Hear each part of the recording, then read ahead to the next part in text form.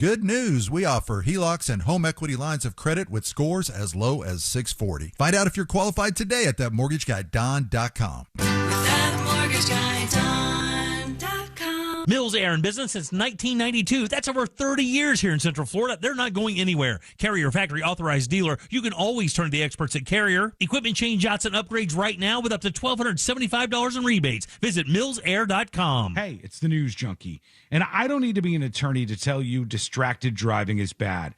Orlando attorney Mo DeWitt sees the aftermath every day, and it's awful. Do me a favor. Eyes on the road, hands on the wheel, and keep it right here on Real Radio. Injured on the go? Just call Mo.com. Right now, Renewal by Anderson is giving Orlando homeowners the power to choose. For a limited time, pick the offer that works for you. Take 20% off your entire window and door replacement project or enjoy 24 months of special financing. That's no money down, no payments, and no interest for 2 full years. Living in Central Florida means dealing with extreme heat, humidity, and rising energy costs. If your windows and doors aren't performing like they should, your home could be working against you. Our energy-efficient replacement windows and doors are designed for Florida homes, helping keep your home cooler, cut drafts, and ease the strain on your AC system. Schedule a free in-home design consultation where our experts guide you through the full replacement process from design to install. Visit bestwindowsflorida.com and choose your savings today, or stop by our showroom off of Lee Road in Winter Park. Restrictions apply.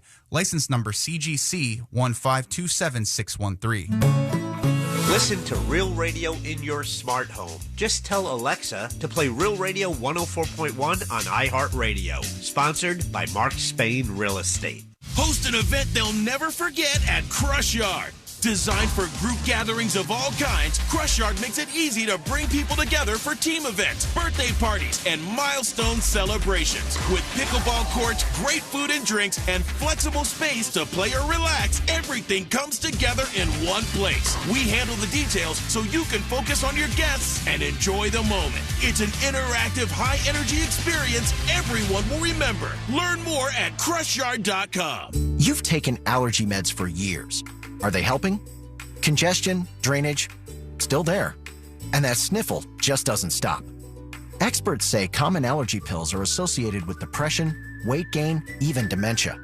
Do you really want to be taking those for years on end? Aspire Allergy and Sinus helps thousands with treatment that actually works, so you can say goodbye to allergies for good. Go to aspireallergy.com to schedule your appointment today. That's aspireallergy.com. When you've got a one-track mind, you go where the cravings take you. Welcome to Racetrack.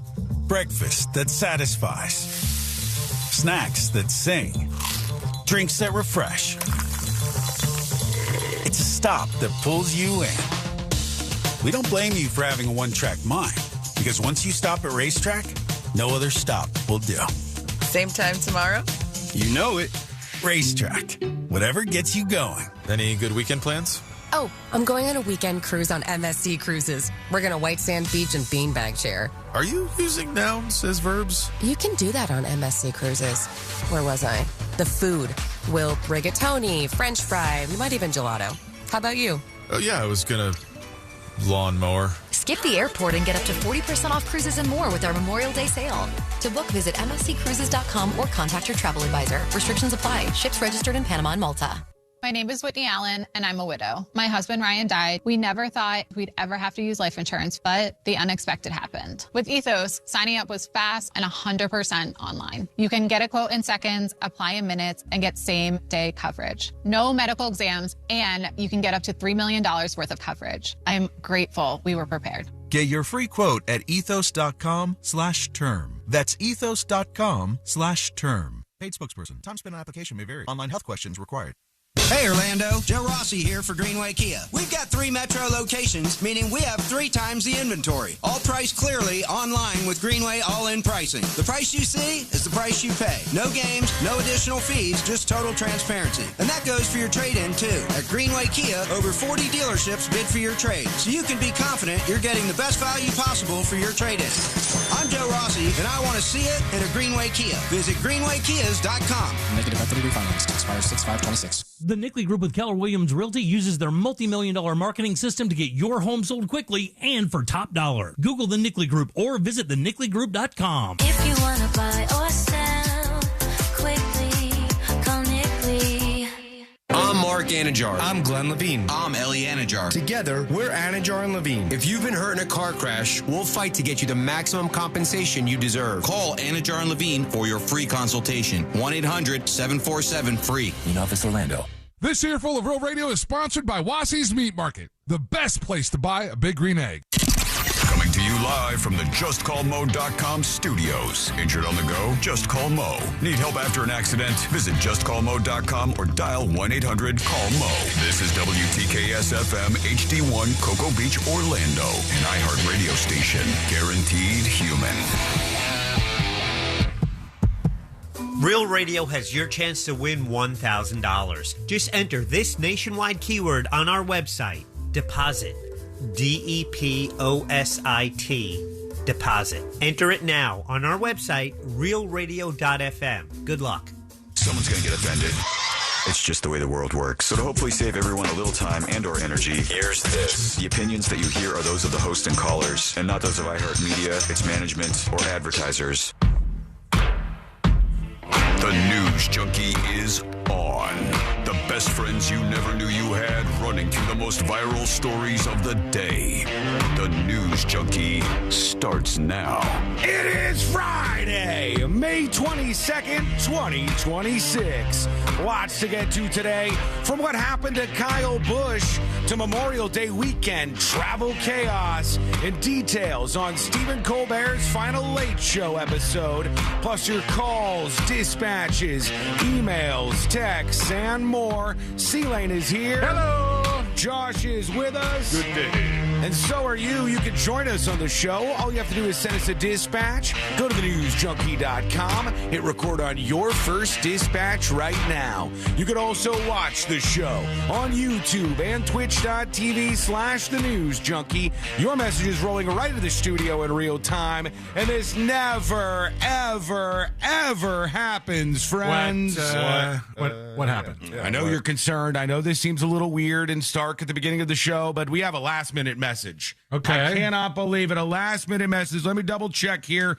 Says here, it's from the robot that got banned from the flight. Let's see what he said. Have a great Friday, you mother... We did it, everybody! Let's go. Yeah. We made it through a Monday, Tuesday, Wednesday, Thursday, and Friday has arrived. Pat yourself on the back. I will. I'll do that. For making Good it job, this far. If you're watching and wondering what's going on, I heard there was some kind of crazy hat gimmick, some hat caper going on, and I'm watching the stream. Stand by. We're going to debut our new looks for those of you watching the show today in the second segment, all right? It's going to be pleasant. It's going to be fun. How's everybody doing on a Friday? I'm great. This is a good Friday. Yeah? Well, Easter's coming up. He seems a little too excited, Josh. He got purple drink, I think. Did he? I heard. That doesn't surprise me. There was some purple drink. Is that how you're starting your day, with alcohol again? And there's a whole bunch of food here, delicious food. Oh yeah. Mm-hmm. So I mean that's just a good way to start. I knew this was coming, so I had to use a lot of self-control to not stop at the Wawa and get my breakfast burrito, because I was Look at this man go. I'm going to get into work and there's going to be a smorgasbord, and I was not disappointed. I'm proud of you. Thank you. It doesn't take a lot to please C-Lane. It's just like very minimal stuff. I think he said one time on the show famously, I don't need a lot of, what was it you said? I don't need a lot of compliments. I just don't need any insults. Or no. Oh gosh, this is going to bug me. I forgot what it was. Oh, I just don't need any criticism. I forgot. There was a famous statement that's Is it in a promo? I think it might be. All right, I'm going to find it. Yeah, you have to dig deep for that one. We'll see if we can bring that forward. And he might also be happy about what happened last night on Secret Shows, which if you want to talk about, like, just look up the word gaslight and just go deep into that definition. When the entire show is trying to make your heart race, and you have fake phone calls coming in, fake text messages, you don't know what is real, you don't know what is fake, everything is being thrown at you. That was my experience last night. No, it wasn't. you'll get to experience it today. That's going to drop at 5 p.m., the latest secret show. Go subscribe over at thenewsjunkie.com. Make it your birthday gift to me since I'm off on Tuesday on my birthday. Go sign up or give some subs over at thenewsjunkie.com today. All right, let's start off as we always do. Let's put our ears to the ground, our fingers on the pulse. Let's see what's happening in this great, big, wide world of ours. And we go to Massachusetts, everybody. The city council meeting is underway. And a man went to the, I'm going to try to say this right, Worcester City. Worcester? Yeah, they pronounce things weird. Yeah, Worcester. The Worcester City Council meeting, and this guy, a bit of a hero, I think, because he's bringing the truth of the matter to the people and to the city council. Everybody worries about all this weird stuff out there in the world, and he goes, the true problem in our community is we have too many potholes. He wanted to explain this problem to the city council, so of course he started with a really uncomfortable play? I don't know. Here he is. Officer Jack. Suspect spotted. This is Officer Hoff. All right, he's pretending to be two different police officers just to draw the picture for you here, right? Paint the picture, as it were. He's pretending to be different police officers in pursuit of a criminal who I'm guessing are going to encounter a pothole. I'm on the suspect. Officer Jack, look out for the pothole. What? Oh. Slow-mo. Slow motion, I get it. Slow-mo. He falls into the pothole. No. He falls into the pothole. Now here's my favorite part. They switched the camera over to like a wide shot so we could see him on the ground in the fake pothole. All right, and this guy in Worcester City at this particular meeting, trying to alert them about the pothole dangers in the city, now has to segue from that into his presentation about the potholes. Still on the ground. And scene. Is that a funeral for the officer? I don't know. I think so. But he did Star Spangled Banner. He did a little salute and a little tune there. And I think Josh might be right. I think that might have been a little salute to the fallen officer who died in the pothole. Right here. There he is. I think he meant to do taps. Yeah. All right, grabs his papers now. Stand by. Counsel, I was born at a very young age, and ever since then... What? What? I love that line. What the hell? That's hilarious. As opposed to everybody else who was born old? Counsel, I was born at a very young age. You know, just want to let you... This isn't some Benjamin Button situation playing out here. Oh, all right? I want you to know. I was born at a very young age, and ever since then, I've lived in my house for about 20 plus years with my parents, who have lived in the same house for 25 plus years. Yeah. If I could, I want to show you guys some pictures of the potholes on my street and what could happen if someone stepped on them.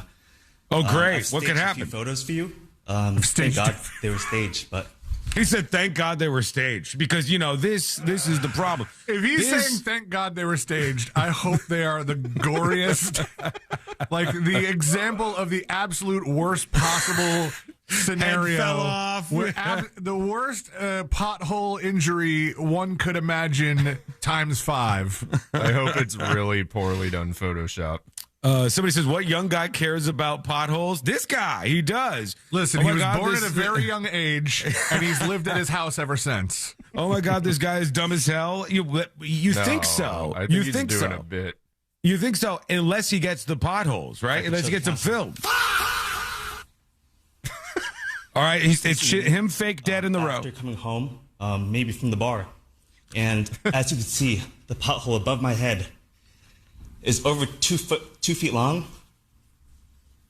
He's showing everybody in the audience. Big pothole. We got another one? Okay, he's got another one. This is another one I took. Oh, he has a bottle of Tito's in this one. He's got a bottle of Tito's in his hands. Look at my legs. They've been on my street for 25 plus years. I have long legs. 10 seconds. He's riding a motorcycle. And he rode a fake motorcycle out of there. All right, congratulations, sir. I hope you get your potholes. It reminds me of Michael Scott doing Law and Order by himself. Let's just say last time I saw him, he wasn't no victim. There he goes. You got to do really clever things sometimes to get the attention of these old folks who are going to be in charge of getting your potholes filled in, I guess. I'll tell you what got my attention is that random loud sound effect they used to show his. Ha, ha, ha, ha, ha. What the hell was that? That's Juicy J. What? It's Juicy J. Juicy J? Okay, we've got to use a little Juicy origin. J every now and then just to get your the clips in there. We're going to talk about this insane story, the big story of the day. Kyle Busch dies at 41 years old. A lot of mystery, a lot of weird. I showed you guys a story on this, and when I sent that to you, I go, what the hell is this? There's one piece of information in particular that has stuck out about this Kyle Busch story. We're going to get to that. We're going to get to all the weird details, figure out what happened to this 41-year-old two-time NASCAR champion. We'll get to all the Kyle Busch details in just a bit. First, a couple of emails. tips@thenewsjunkie.com. Evan emails the show. Evan is angry, friends. He's angry. He says, bathroom injuries are very serious. How dare you? He's talking about the clip that ended the show yesterday. Well, that sounds bad. Good. The clip that we... mad at me. No, not you. No, the clip that we played at the end of the show last show that we had. And he says, how dare you do this? Sean, you're dismissing the significant risk of bathroom injuries. In the United States, the CDC estimated that roughly 234,000 people per year are treated in emergency rooms for non-fatal bathroom injuries. About 81% are caused by falls, usually involving tubs, showers, or toilets. 81% are falls. The odds of falling in a shower are heavily stacked against you. If everybody had a bath mat, we would literally save lives. It's stupid, but it's true. You're laughing at bath mats, and it sounds like people laughing at seatbelts in the 70s, Sean. How dare you? Okay, first off, I don't think we dismissed the idea. Didn't at all. You said it was a genius idea. You said it was one of the few times a politician has had an idea, and you thought it was a good idea. I said it was a good idea. I said, this guy's on to something. I said, if this saves us a lot of money. I said, a lot of old people fall. I said, this is why it's dangerous when old people have dogs, because they can trip them up. If they're falling in the shower, this is a good idea. Like, you know what? Of all of the times you want to get angry, this is a great example of loud, dumb, and wrong. You know what I mean? Like, you're angry at me, but I don't know why, because I agree. I supported the thing the guy said. I don't understand that, but thank you anyhow. Another email coming in from Anonymous. And literally later that day, after hearing Angus King, Angus? Was it Angus his name? Yeah, Angus King talking about how we should buy everybody bath mats and we should let the Medicare fund preventative measures rather than wait till somebody falls to do that. Josh and I literally heard about somebody we know who is on a ventilator right now because they slipped and fell in the shower. Are you serious? Yes. Wow. 100% true story. I mean, look, I think that it's legitimately a good idea if you can be preventative for stuff. That's why, like, getting people to lose weight, getting people in shape, preventing people from stuff that becomes more expensive for our overall health care and all of the tax dollars that go to it, that's a smart idea. I don't, it's weird because you're angry at me, but like we agree, I think. Sometimes that happens on this show. Anonymous says, please keep me anonymous. I deliver for a Domino's somewhere inside of the United States in the evening as my second job. We'll never track you down. I was born at a very young age. I've seen some wild stuff, Anonymous says. One of the most memorable was when I delivered to a house that had instructions to leave it at the front door and notify him. So I knock on the door, and as I'm bending over to put the pizza on the guy's doorstep, he opens the door with my head at his crotch level, and he's only wearing a shirt like Winnie the Pooh, and his junk was just inches from my face. He didn't act sorry or embarrassed. He just calmly said, "Oh, I'm sorry." Well, hold on. Then he did act sorry, right? He said, "I'm sorry." And then he continued to stand there with his wiener out. Another time, a customer called in and said her delivery driver called her the N-word and threw the pizza at her. When the driver in question returned, he didn't know that the woman had called and came in telling us the story of what just happened.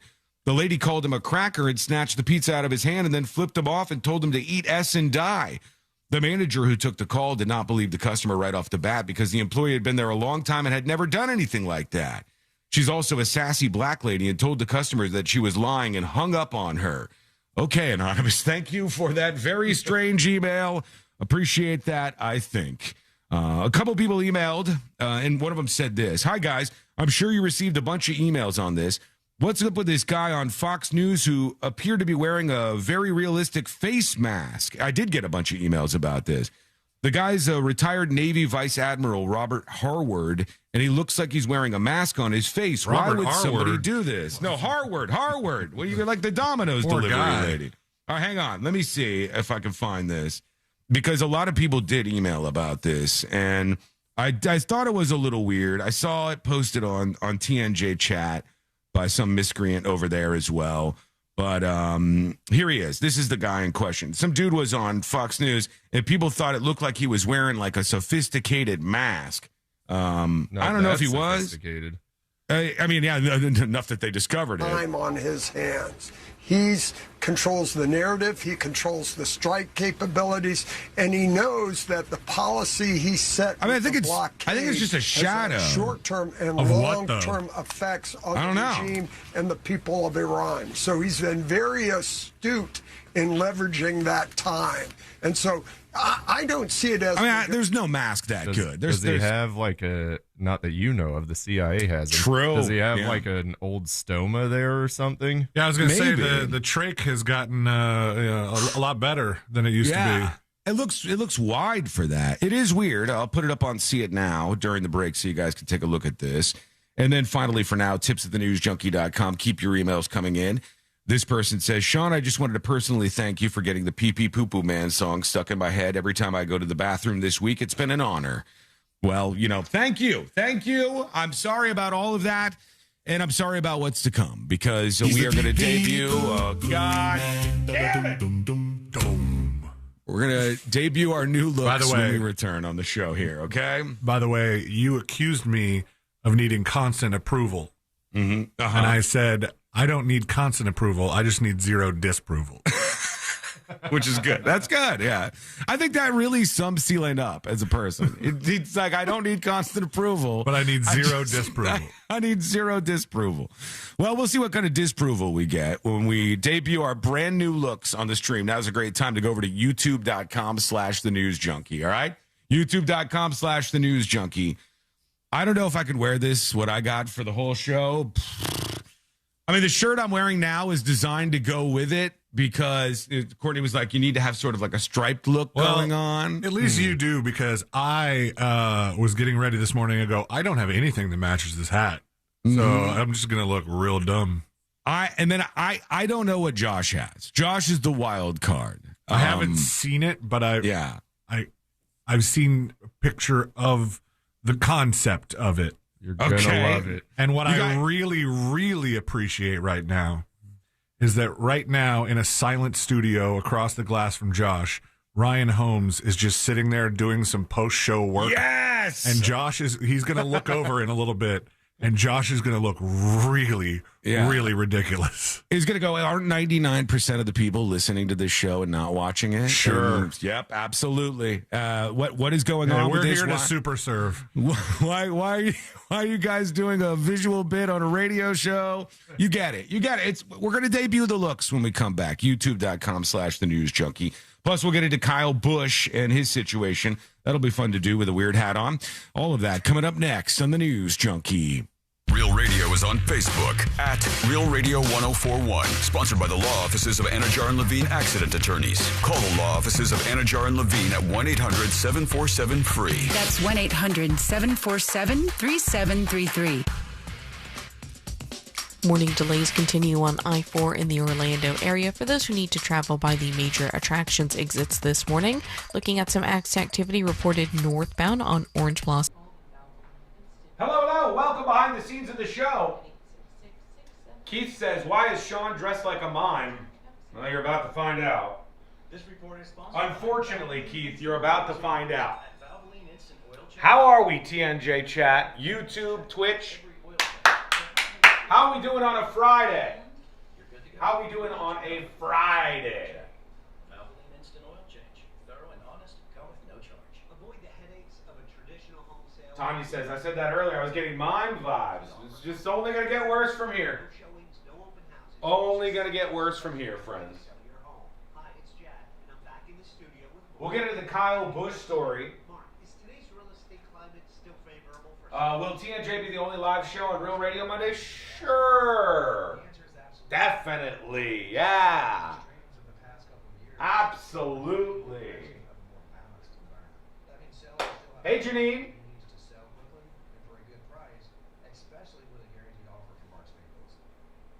Hey, Zephys. Hey, everybody. You look just like the SeaWorld guy? Gonna get worse. So the weirdest thing, and I'm going to talk about this on the show in a little bit, is when Kyle Busch was announced as having died, and the stories were going around about him, I found a story, and I'm reading the details, and then I send it to C-Lane and Josh in a group text. And I go, oh man, this is crazy. When I send it, I see the URL of the story. And the URL, I kid you not, I'll bring it up. I'll show it on the stream in a bit here.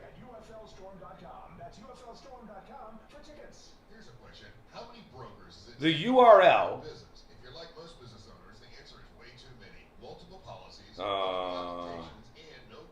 Let me see. Is Kyle Busch brought back to life after brief death? In the URL of the Kyle Busch story, it says Kyle Busch brought back to life after brief death. This is a legit news article from a legit news organization. And the URL says Kyle Busch brought back to life after brief death. What the hell? What even is that? He is risen. It's so weird, right? Back in a couple of minutes. There's a lot of speculation about his death. It's all very, very strange. Oh, I just got a peek of C-Lane's hat. Just got a peek of C-Lane's hat. After that, people start dying. Not in emergency rooms across the state. Now I see Josh's too. Josh's is fantastic. Oh, you guys are going to like this. Good God, if anything mega serious happens today, this is going to be a show where you get so many screenshots of like, remember when 9/12 happened? Or 5/20, whatever? Healthcare worker here, it means he was briefly resuscitated. He won his last race Friday, his last words in the interview where you never know it's going to be the last one. I've got all the clips and all those little details. I just thought it was so weird, and I'll bring it up on the show so you can see. The story said that brought back to life after brief death, and I hadn't heard anybody say that like he died and then was resuscitated or whatever. I hadn't heard anything about it. Like the first the world heard of this was just that Kyle Busch was dead. Very strange. Very, very strange. Are you wearing a different hat, Sean? I will be momentarily. C-Lane needs overalls for that hat. It would be a good look. Plus 50,000, Sean's hat isn't black. You guys betting on what color it's going to be? Well, then I won't spoil it. Kyle Busch revived after brief death, or what? It's so weird. Sean, can you please mime the story? Put on the damn hat. I will. You don't have to try to bully me, okay? I'm going to put on the hat momentarily. Going to have a bit of a reveal here. Little bit of flash. All right? That's what we're going to use. Here we go.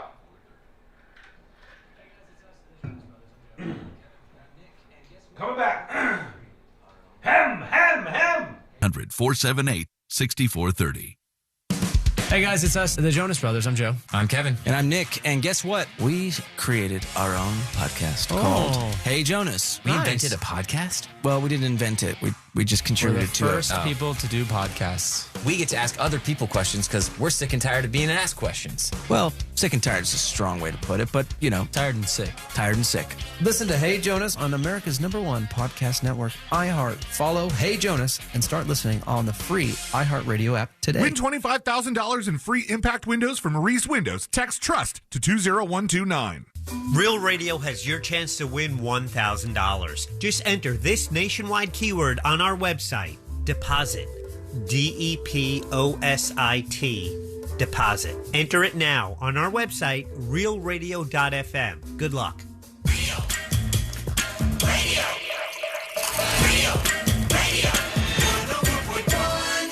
Send him your tips and your deepest, darkest secrets. Email tips@thenews.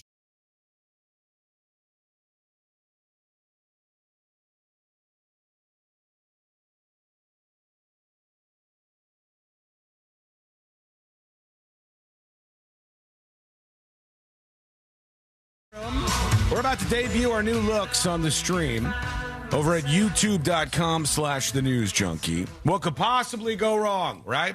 What could possibly go wrong as we debut our new looks here on the show?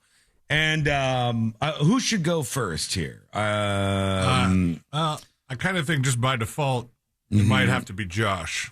Okay, hold on. The people need to see. Wait. Ladies and gentlemen, we're all debuting our new looks. I must tell you, we were inspired by John Travolta, who, just in case you missed it, he just walked out. He slow walked a new look this week. And John Travolta thought, like, nobody's going to really notice this. I'll just start wearing a fedora and I'll Google what he literally said. He Googled what a 1930s and 1940s producer looked like, or director. And then changed his look. And that's you just overnight, boom, like your friend changing their whole look on you right in the middle of, your friendship. So without further ado, I don't know, this is a big change for you, Josh. All right. Without further ado, I present to you the brand new, and I might say improved, Joshua Fowler. Yeah, buddy. There he is. Good morrow, gents. Number one, first question. Is that heavy? Yes, it is. Okay. I heard him pick it up earlier. It's real chainmail. Yeah, it's legit. It's legit chainmail. He's wearing a chainmail headpiece, you might say. A coif. And what now? I think it's called a coif. No, that's when she gets air. No, it's different. A coif. All right, so he's wearing a coif. It honestly looks like he's in a roll. He is. Saddle up, sire. Yeah, indeed. Wow. So it's a little bit heavy. What happens if you move around too much by the microphone? See. Didn't you okay, hear a little jingle jangle, but not too bad. No, it's pretty, weirdly enough, it's kind of comfortable. Okay. And I can hear through it. It is a shame, though. It does subdue all of his hair. His golden locks are just completely decimated by this. To protect them in battle. Now, C-Lane is getting ready right now, Josh, just so you know. And to complete his new look that he's going to debut just moments from now on the stream, C-Lane has to wear stethoscope-like headphones. Right? Like Mr. Imus. He's got Don Imus, like, his stethoscope-style headphones. How are those sounding? Are those okay? They're very bassy. Yeah? I don't know if I like them. I might need to change the tips on them. Yeah.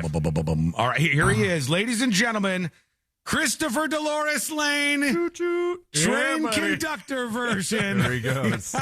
He has arrived. The conductor hat he'd always wanted. You can go over to youtube.com/thenewsjunkie if you want to take a peek at this at any time. And now I will. Hey, how long are we doing this for? Just out of curiosity. All day, I think. Fed Up says, oh, damn, I kind of like it. Kind of sexy of C-Lane's new look. She might have been talking about Josh. Yeah, maybe. The train conductor Thank look you. is good. I think it looks good on you. C-Lane wanted to embrace his inner train conductor. Hobo Lane? Yeah. Come on, ride that train. Sure. All right. Kick the lights in the studio if we can. All right? Kick the lights in the studio. I'm going to debut my new look. I'm nervous. Courtney has... she seemed like she wasn't really fully approving of this. I just want to say. Why, did she make some comments or something? She did. There was like an oh God, that's embarrassing. Shouldn't really do this. Those kind of things. So give me a second here. I've just got to flip my headphones a bit here. Okay. All right. C-Lane looks so happy. He does. I think it's changed his entire outlook on life. I think this meshes with my beard well. It looks seems good on like you. it does. You Yeah, also look like you play in a Grateful Dead cover band. A little bit, yeah. I feel You're pulling bad off. because I look the least ridiculous, I think. It's like I'd argue almost like I cheated. I look. We're about to ridiculous. see. Okay, I have to have my headphones on upside down for the moment here. But let's debut this over on youtube.com/thenewsjunkie. 3, 2, 1. There we go. I didn't expect it to be red. What are our thoughts? How do we feel about this? I feel like it's supposed to be tilted a little bit. Yeah, 'Cause you look like the famous children's book character Madeline. How do I tilt it? Am I doing it wrong? I don't know. Feel French. Smoke a cigarette. I feel a bit French. I'm not lying to you. I actually do. Now go to John Travolta, right? And then then me. Huh? He's got a slouch on his. Am I pulling it off? I feel like I'm pulling it off. You here. should wear that all the time. Yeah, you think so? You have to slouch it a little bit, dude. Oh, how do I do that? Like this? Like yeah. Like this. There This feels you go. a bit like I'm part of some paramilitary organization now. You are. Yeah. Like a pair of something. And by the way, we do have an agreement here. There will be no screenshots. There will be. Don't say, "Oh my God!" Don't. This is awesome. Courtney, fix your man. I think I'm pulling it off. You do look like a guy that's fighting in northern Africa for some reason. Right. Yeah. Like I'm probably not a great soldier, but I'm in some paramilitary organization. And this is it. This is my new look. I'm really trying to get into. I'm trying to do the John Travolta point, the point that he did, right? Okay. This. You gotta do that. You gotta do flip to him, flip to me. All right. There we go. And then C-Lane with his train conductor hat. There he is. Oh, folks. Angel's staring at me now. Yeah. Oh, they're both staring at me. Hey, how are ya? Reinvigorated the show here. Yeah. All right. Well, welcome in, folks. Welcome in if you're new to the program. This is how we always are. Holy. I was telling the street You folks. do look like that guy from the Last Crusade. Yeah. I could see that. Indiana, what's the dog's name? You know what? The nice thing about the chainmail situation that Josh has going on is that is low maintenance. That is like you just wake up, you toss your chainmail on. That's right. And you take the Unless day. it gets wet. Yeah, it might be bad. Yeah, this could be a little. There could be a little bit of issues. Galvanized. All right, now the biggest worry, which I was explaining to the stream moments ago, that I have here is that some legitimately important and shocking news will develop during the show today. And then all of a sudden it'll be like, you guys remember when there was that terrorist attack? And then the news show with the French painter, the effeminate French painter, the train conductor, and the chainmail guy, they were covering this thing nonstop. That's what I worry about today, just a little bit. But you know how I'm feeling. Let's talk a bit about this Kyle Busch situation, shall we? Can I put the headphones on the top of this thing? I'll take it off during break. It might break. help the shape of the hat. Yeah, hang on. Let's see. There you go. That looks fine. Yeah. That's that better. looks better. Yeah, it's way better. All right, I dig this. Okay. Yeah, pop over whenever you can. Honestly, I think I might lean into this. I think this might be the new thing. So he said King Charles is dead. Like, ladies and gentlemen, if we have to drop some news. Oh, with the chainmail on? Perfect. Yeah, that might work. So one thing I wanted to tell you was yesterday in a group chat between Celia and Josh and I, we had seen that there were headlines of of course, the death of 41-year-old Kyle Busch, the NASCAR champion. And even me, somebody who's not super into NASCAR, I was like, oh, that's shocking. And he's also a very big name and figure in the NASCAR world. You know, I only know a couple of names, and Kyle Busch is legitimately one of them. But the thing that was crazy to me was when I sent a link about this, I sent a link to Josh and C-Lane about Kyle Busch dying, and then I looked at it from WCNC, which was he from North Carolina? I believe so. Yeah, that's his local news outlet. So I see the article from WCNC, and it says legendary NASCAR driver Kyle Busch dies at 41. Busch was 41 years old. He won 2 NASCAR Cup Series titles and 63 races in the series. And it's just like an overview of information on this. But the URL, all right? I'm looking at the URL right here, and it's hard for you to see if you're watching along on the stream. It says Kyle Busch brought back to life after brief death in the URL to the story. I don't know what the hell that's about. I don't know.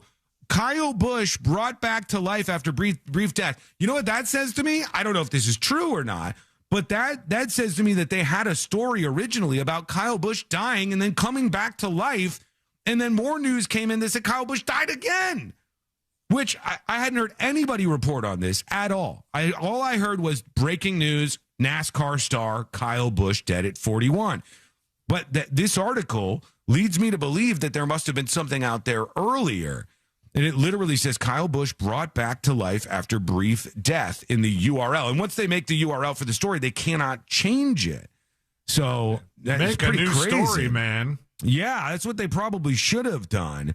The AP has the actual details here. And it said that he was hospitalized with a severe illness. Here are the details. Kyle Busch, 2-time Cup Series champion who won more races than anybody across NASCAR's 3 national series, has died. He was 41 years old. The Busch family, Richard Childress Racing, and NASCAR issued a joint statement Thursday saying he died after being hospitalized. No cause of death was given. Now, we're going to take a quick break. When we come back, I want to tell you about what he was doing when he fell ill. We're going to talk about all of the other clips that have surfaced, including one of the last things that he said that was recorded, and a whole lot more. So we'll get into more of the details on the Kyle Busch situation. The mystery gets even weirder as we pull on this thread, and that is coming up next on the News Junkie. Real Music Weekends, a classic alternative.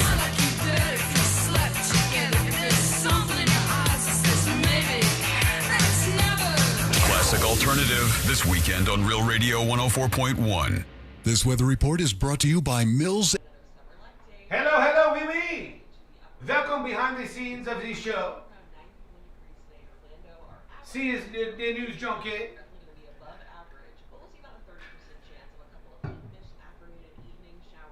I can't do that for too long. Hey, Dana in TNJ chat. She says, I heard he was hospitalized with a serious illness right before that. Seawitch says, left work early, passed a dead body on the way home, and now Sean's dressed as a mime. I need a bong hit. This is weird. Hi. You like it? Oh, I don't like that. This is my French move. That's not a French move. You don't like the move? Okay, so the move's no good, but the hat is good? That's good. You go in public with me with this? I would. Is it tilted right? Mm-hmm. Okay. Sure. What? Is my little pokey thing up? No. I think it's supposed to be up. Is it up now? Yeah. Okay. See you later. Have a good day. Bye. Bye.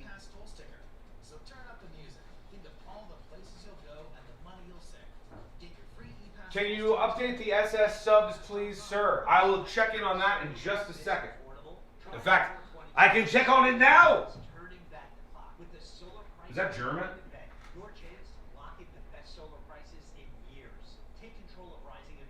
Go here.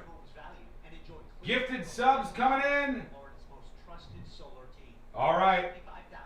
Here we go. Stand by, stand by. Solar Source delivers experience you can count on. Get your new quote today at solarsource.com. All right. You only get one shot at your child's first impression of the dentist. At Sage Dental Kids, we like to make sure it's a good one. Our pediatric dentists choose to work exclusively with kids from infancy through Thank you to Water Boys for the 5 gifted subs. Let's keep that momentum going. Give you an on-air shout out when we come back for the 5 gifted subs. Somebody already grabbed all of those. Must have been a lot of people staring at the website, just waiting for some, just eager, just excited. And you should be too for this secret show that drops today at 5 p.m. Eastern. It was a very, very, very interesting show. And do not miss the end. Okay, that's the most important part. Do not miss the end. Report back. Would Courtney have sex with you while having that on? Probably not. No, probably not. Somebody says he looks like the employee working at the Paris and Epcot.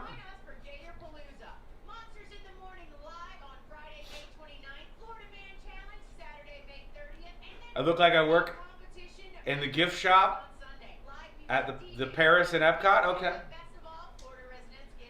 You know, you try to put on a new look, and this is the kind of reaction you get.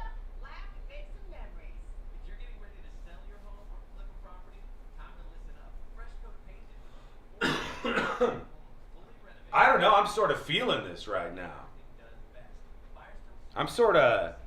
It's very light, which is kind of nice. The fact that he's so pale really fits the Parisian theme. True. Can't wait to turn Sean into a mime? What do you mean? What are you talking about? Yeah, we could use something else for the Hall of Fame, right? What do you need me to do to really sell the French, huh? Is this... Will this help you out? Yeah?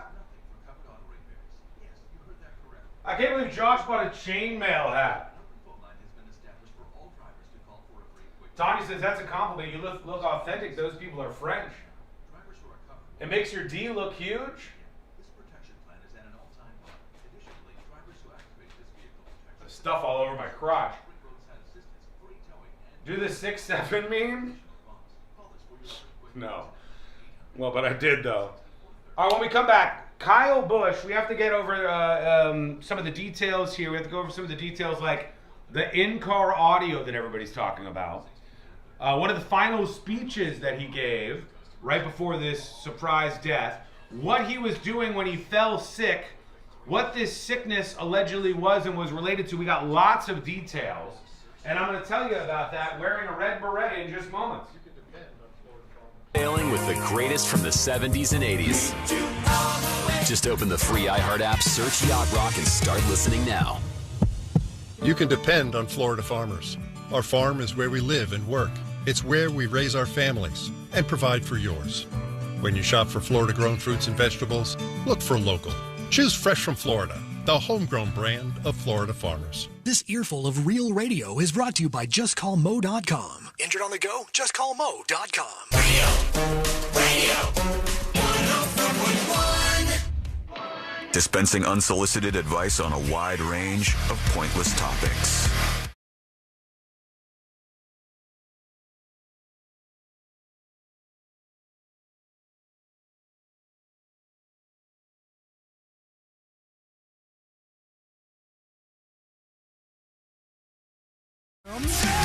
Learn more about the show over on the website, which is thenewsjunkie.com. Appreciate you hanging out with us here today on the show. Big news this weekend about Kyle Busch, the famed NASCAR driver, dying. And the mysterious thing, the real mysterious thing. I kind of stuttered that out, didn't I? Mysterious. Don't make fun of me. The mysterious thing with many M's, apparently. The mysterious thing about his death was what happened just beforehand and when he fell sick. And I have all these clips. I'm going to play them for you in just a moment here. Quickly, big thanks to Waterboys for the 5 gifted subs over at thenewsjunkie.com. Thank you for those secret shows subs gifted by the Waterboys. They were claimed within a matter of seconds. And don't forget, a new Uncensored Secret Show drops every Friday at 5 p.m. Eastern. So that's out and ready to go for you. Go get it and gobble it up over on the website. If you're not a subscriber, wait for somebody else to gift them, or just get over to the website. It starts at $2.99 a month, $29.99 for the whole damn year, and you can get tons of uncensored entertainment and support the show at thenewsjunkie.com. Here we go. I want to read the details on the Kyle Busch thing here. They said Busch's family said earlier Thursday that he was hospitalized with, quote, a severe illness 3 days before he was going to compete in the Coca-Cola 600 at Charlotte Motor Speedway. Now, severe illness. He was 41 years old, and there's a lot of strange events surrounding this. Again, we'll get into those in a moment. Busch was testing in the Chevrolet racing simulator in Concord on Wednesday when he became unresponsive and was transported to a hospital in Charlotte, several people told the Associated Press. Busch was the younger brother of Kurt Busch, a NASCAR Hall of Famer. He's survived by his wife, Samantha, and children Brexton and Lennox. And they said he was unresponsive. He was inside the Chevrolet racing simulator, right? So I guess this is the way these guys kind of train to get ready for the races. Gas is and whatnot. expensive right now, so yeah, it's a better way to do it, actually. So he was in that, and then we know the bit that it's a severe illness, whatever the hell that means. The news comes 11 days after Busch radioed into his crew near the end of a Cup Series that he was asking for a doctor to, quote, give him a shot when he finished the race. According to the TV broadcast, Busch had been struggling with a sinus cold exacerbated by the intense G-forces and elevation changes at the New York road course. Busch finished the race in 8th place. So they said he was driving around and he asked for a doctor. I've got the audio of that here so we can listen to it. Here's the moment that Kyle Busch was asking for a doctor in this race. Kyle Busch has been suffering from a sinus cold all week. Lost 5 spots on that pit stop. He has asked to have medical attention available after the race. So they said, did they say sinus? Yeah, sinus problem? cold. Sinus cold, and obviously that must have been some symptoms of what was going on here. Here's his radio. And can somebody try to find Bill Heisel, the Hendrick doctor guy? Tell him I need him after the race, please. Hey, do you want Mr. Bill at your car and at your bus after the race? Bus. I'm gonna need a shot. Copy. He'll be at your bus. All right, so he said, I need this doctor. They said, do you want him at your car or do you want him at your bus after the race? And he said, send him over to the bus. I'm going to need a shot. Copy, he'll be at your bus. Now, I've not had anything like this. Is there some sort of shot? Maybe is it a steroid or something that they might give you if you were sick and you were feeling these kind of things and you was worried about elevation and other issues? Probably. What would they give you? There's no single shot to cure a common cold. But doctors often treat severe stubborn sinus inflammation with an intramuscular injection known as a sinus cocktail shot. Really? Okay, I've never had this. So a sinus I would actually cocktail pair it shot. with a cocktail. He may have. I don't know. But you're those were right. The standard shot would usually contain a corticosteroid, which is a fast-acting anti-inflammatory. Okay. An antihistamine and some vitamin B12. All right. So he's got some sinus problem. He's not doing very well. He's feeling a little under the weather. He says, bring my doctor to my bus. I want a shot. All right, that's a handful of days. How many days? 11 days after, or 11 days before he ends up dead at 41 years old. This is him in, I think, his last speech that he gave at a race, which in retrospect, I think it's kind of powerful. In a bow in front of the fans that are all on their feet down here at the Monster Mile. And Michael Waltrip said earlier in the race that a confident Kyle Busch is a dangerous Kyle Busch. Your 69th victory in this series, your 5th right here. Why do these moments never get old, Kyle? Because you never know when the last one is, so... You never know when the last one is. And that was the last win for him. That was the last time. 69. I gotta hand it to him for stopping at 69. Nice. Yeah, 69th career win, and then from that We learned that he wasn't feeling good afterwards, and then he was in this simulator, and he ended up kind of out, and they brought him to the hospital. And then we know from that URL of the news website that said, in the URL, it said Kyle Busch back to life after a brief death. So he may have been in and out of it for a little while. We also learned from WKYC that during a Cup Series race on May 10th at Watkins Glen, Busch radioed his crew requesting medical aid from Dr. Bill Heisel and a shot after the race. According to the broadcast, Busch had been struggling with a sinus cold that was made worse by the G-forces and elevation changes at the upstate New York road course. That's where he was. Now, then this is more details from WBTV about what happened to Kyle Busch here. It says NASCAR champion Kyle Busch became unresponsive day before his death, according to the report. They said he was in the simulator. He became unresponsive. He was taken to a hospital in Charlotte. The following morning, they said he had been hospitalized with a severe illness. His family, nor NASCAR, nor Childress Racing have specified what the illness was. So we're left in the dark here, which is fine. I mean, we don't deserve to know these things, but there's some mystery illness hit this guy with clues that it was some sort of sinus-based thing, and it all just seems quite strange, if I'm honest with you. But a rare talent, they said. I know he had problems with some other racers that they had like a tumultuous relationship, him and some of the other racers out there. Well, it's not as fun if they all just love each other. No, and that's not surprising in like a competition. This is racing. This is a big deal. It's a competitive thing, and he was one of the top out there. His final tweet now has 2.6 million views, and you never know what's going to be your final tweet. This was his. Happy birthday, Brexton Busch, to his son. Your mom and I are so proud of who you are turning out to be. You're the best kid on and off the track. You amaze us every day. Keep doing what you're doing. There's no limit to what you'll accomplish. Love you, buddy, Kyle Busch said to his son. That's so great for his son, but part of me just wishes his last tweet was just replying to somebody, nice try, Diddy. Can you imagine being his son and you would not stop thinking about this? You would have this as sort of the last thing. Birthdays might be hard for a little bit. Yeah, I guess they did a tribute from the Carolina Hurricanes NHL game for Kyle Busch. Let's see what they said. Today, the sports world lost a legend. Kyle Busch, two-time NASCAR Cup Series champion, passed away this afternoon at the age of 41. Our thoughts are with his family, friends. Damn, got real quiet in there real fast when they mentioned that. And fans around the world. They're showing some photos of him. Thank you. Thank you. That was a weird thank you. Weird thank you. Yeah. When you're ending, I need you to read that whole entire statement very seriously in that hat. Don't talk about the hat, all right? Just let it sink in. Let my new look sink in. Yes, I'm wearing a beret, okay? If there's super breaking news today, I sent you a video of what that's going to look like to me. Okay, hang on. Let me see. Let me bring this up here in just a second. When Robin fired her makeup artist but still needed makeup for the day. All right. Is this from How I Met Your Mother? Yeah. Okay, hang on.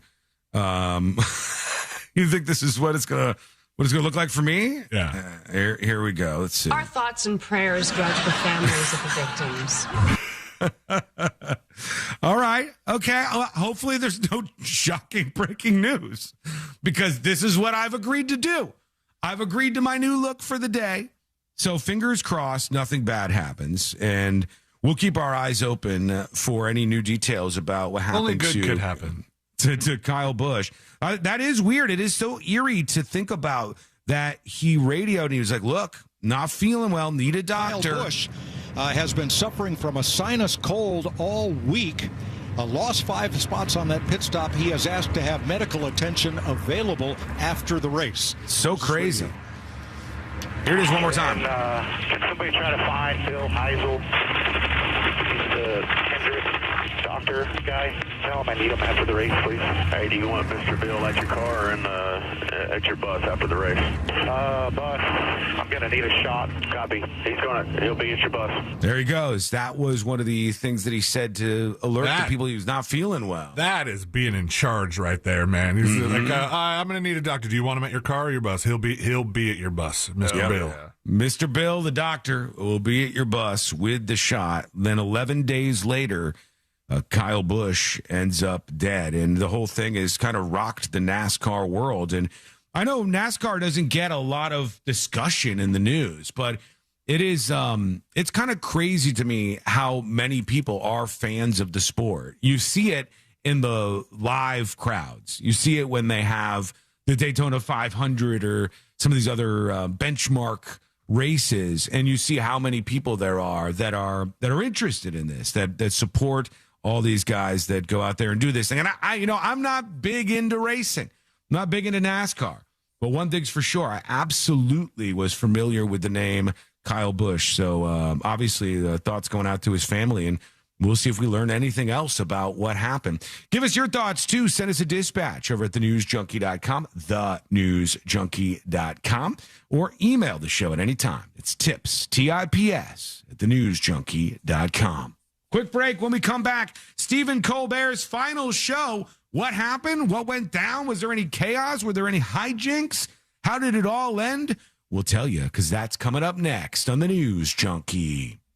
The Orlando Fringe is happening now, and we want to give Fringe performers the chance to promote their shows using the TalkBack feature on the free iHeartRadio app during the Jim Colbert Show. 30 seconds of radio time to tell the world why they should come see your show.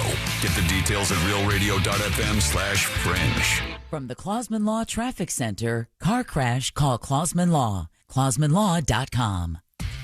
A disabled truck's blocking 2 left lanes on I-4 westbound near World Drive. That's causing bumper-to-bumper traffic. Traffic's backed up from US 192. The ramp from Maitland Boulevard to I-4 eastbound, that's still blocked from yesterday's accident. That's going to be closed for a while. It's raining out in Ormond Beach, so expect some stop-and-go traffic in both directions on I-95 in that area. See traffic troubles? Call the Valvoline Instant Oil Change traffic tip line at 866-676-8477.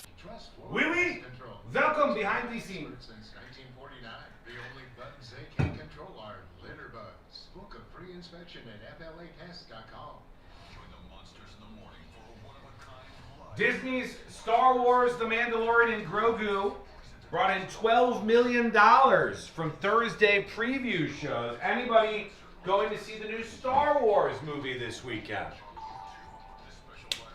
It's not getting the best reviews so far, I wouldn't say.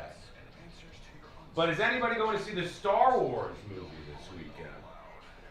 Yeah, going to see it tonight? And I don't know. Let me know if you know. I don't know why, but it's getting kind of panned a little bit. Wow. Carl from Texas says, "Hey, Sean, you look like a white rerun from What's Happening, the 80s sitcom."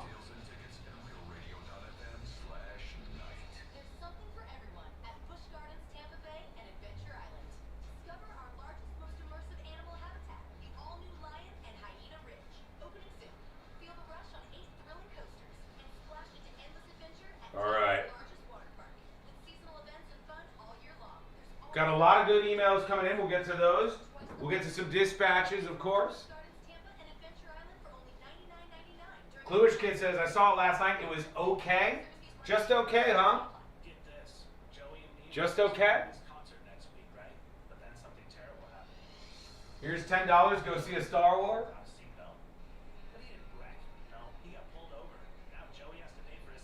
He looks like Pepe Le Pew the skunk in human form. Being a white rerun is a compliment, I think? Yeah. Howard says, "I have not listened to the show in a while." Well, do you think things have changed, or does it seem the same to you?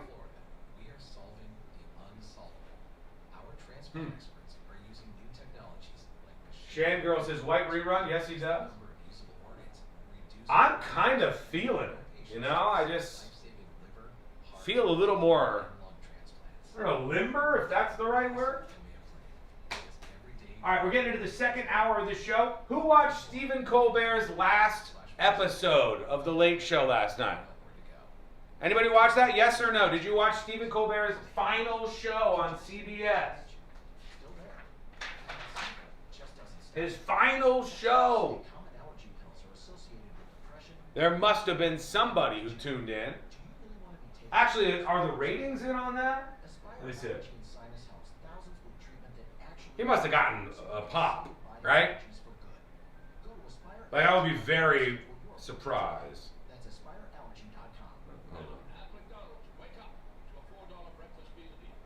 Colbert ratings.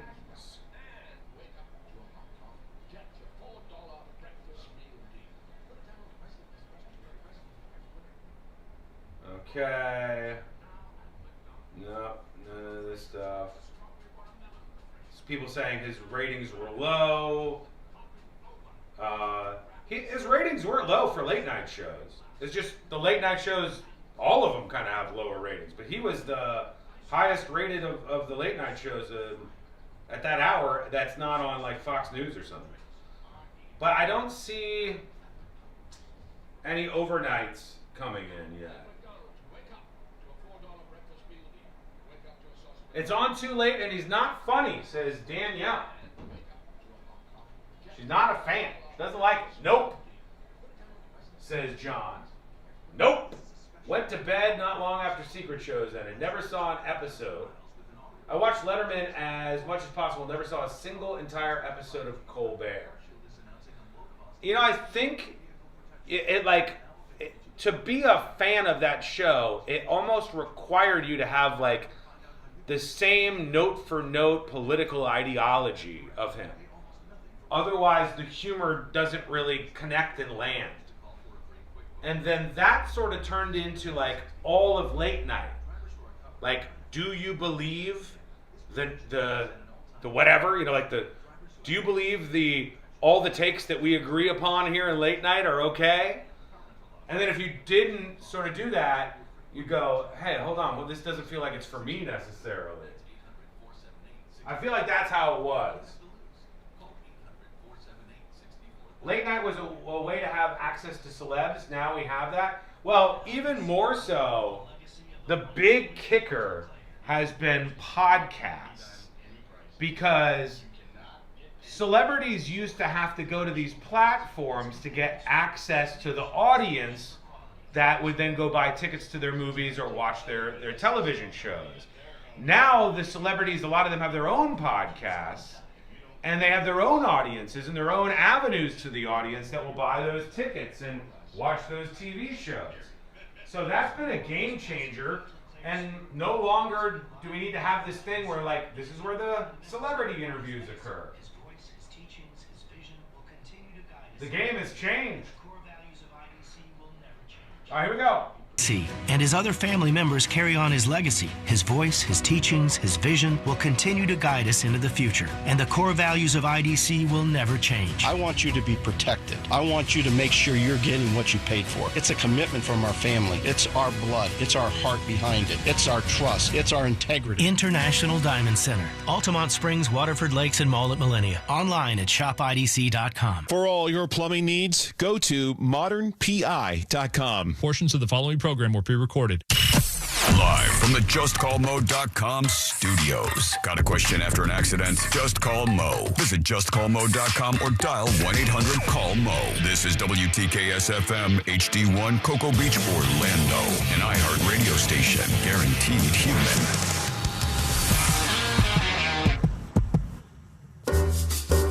Real Radio has your chance to win $1,000. Just enter this nationwide keyword on our website, GRAND. G-R-A-N-D. GRAND. Enter it now on our website at realradio.fm and answer your phone if you get the call. Good luck.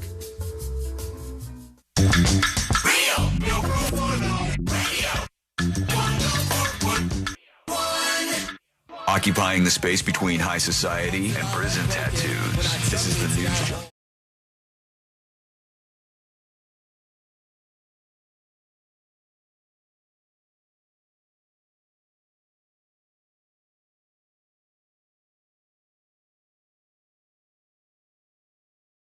Yourself, beware. Airports are crazy. Travel is crazy. Lunatics are running amok on the streets. You know how it goes. Memorial Day weekend brings a lot of people to the streets, and usually there's some bad drivers among them. It's just kind of how it goes. It ends up that way. And I want you to make sure you're out there being safe and being careful. So do that, please, for God's sake. Also, I was asking chat during the break to see how many people watched the final episode of The Late Show with Stephen Colbert. It wasn't big numbers on chat. I don't know if maybe people will watch the clips, I guess, or people will see the stories about it. But not a lot of people had said they were tuning into the final show for Stephen Colbert. It seemed like he was sort of one of these people where you loved him or you hated him, right? And I kind of think late night in general is like that. Either you love it or you hate it. And then the overall audience of people who love it has become really small as compared to where it was. I feel like I'm in the middle there. I it's not love it or hate it for me. I'm kind of like, I definitely don't hate Stephen Colbert. I think he's funny, but it's not something that I made appointments to watch. No. Because why? Because why? If he had somebody on that I wanted to see. Yes, but guess what? Here's the kicker. What killed late night is a million things. Death by a million cuts. But let me pull one of those cuts out. One of the things that killed late night and led to the death of the Late Show and all of late night, they're just all waiting. It's like a baton death march, and they're all going to fall off one by one here. Look that up, kids. And the reason why this happened, or one of the many, many, many reasons why this happened, is because you used to tune in. That's where you saw the celebrities, right? You saw the celebrities go on the late night shows, and they had a little chummy fun back and forth, played some funny games or whatever, and you enjoyed the celebrities on the late night programs.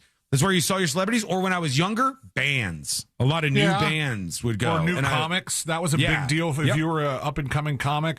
I remember, who's the guy that does the ventriloquist act? Dunham. I watched, I don't know why I was watching a documentary about him, because I don't even really like him that much. Look at this guy. He's wearing a train conductor hat to the show, and he's a Jeff Dunham fan all of a sudden. I need to know more about this vaguely racist terrorist. Yeah. But no, he was talking about how, he was talking to one of the recruiters or one of the bookers for Johnny Carson. And getting on there, and he was about to do Carson, and then one of the bookers came and saw him, and he had a bad night, and he's like, not yet. And and he was really depressed that they canceled his Carson appearance. And then when he finally got his act back up and he had a couple good nights, and the booker's like, all right, you're ready. And he came on there and he just destroyed. And that was a huge thing for your career at the time. Yeah. There's a lot of people's first opportunity to be seen by a huge audience. Right. But along comes podcasting, which does two things. One, all the celebrities needed to get access to the audiences. The audiences were on the late night shows. That's where you could get in front of people to get them to buy tickets to your movie or get them to watch your television show or buy your widget, whatever you had that you were announcing. That's how we finally going to talk about my widget? To the audiences. But now these celebrities, many of them, they have their own platforms. They have their own social media accounts. They can post on Facebook, Instagram, Twitter, all of those things. Instagram, Twitter, y'all see They have their own podcasts, many of them with large audiences. And then another side of podcasting that got it late night was C-Lane says, if the guest was interesting, I'd watch. Well, do you want to watch a sanitized, really basically stilted, scripted celebrity interview with Stephen Colbert on The Late Show? Or do you want to watch this on something like Smart Ones, where the guys sit down for a whole hour and get really candid with a celebrity? You mean Smartless? Smartless, yeah. Sorry. Smart ones where they eat smart chicken wings. Hold on, that's different. Smartless, yeah, the Smartless podcast, hosted by celebrities, right? That's more interesting. Maybe you want to watch Joe Rogan or something like that. You see somebody sit down for an hour or two, and then after that, a little tiny little snippet on one of these late night shows, and it does feel like a scripted little volley back and forth with the audience, and people just were over it. I think that was it. I think it's as simple as that. People were just kind of over that. Then you add to the polarization of politics in the United States of America, And a lot of the late night hosts became very political people. Most of the content seemed to be political stuff to me. I didn't watch the whole show, so maybe it was only a small percentage that was representing it. But it seemed to me like a lot of it was political, and they all believe like the same thing. Right? There's no variety going on there. So I think all of those things kind of stacked up, and you had CBS airing the last late show with Stephen Colbert.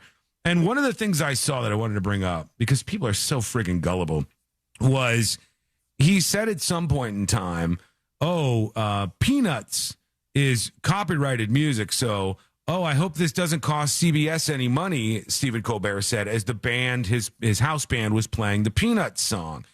And even Rolling Stone, which used to be an amazing music magazine and now is one of the worst rags out there. It's friggin' embarrassing what's happened to Rolling Stone. And the Rolling Stone tweet said, Stephen Colbert used copyrighted Peanuts music during his finale for The Late Show, saying, oh no, I hope this doesn't cost CBS any money. And they have a whole story about this.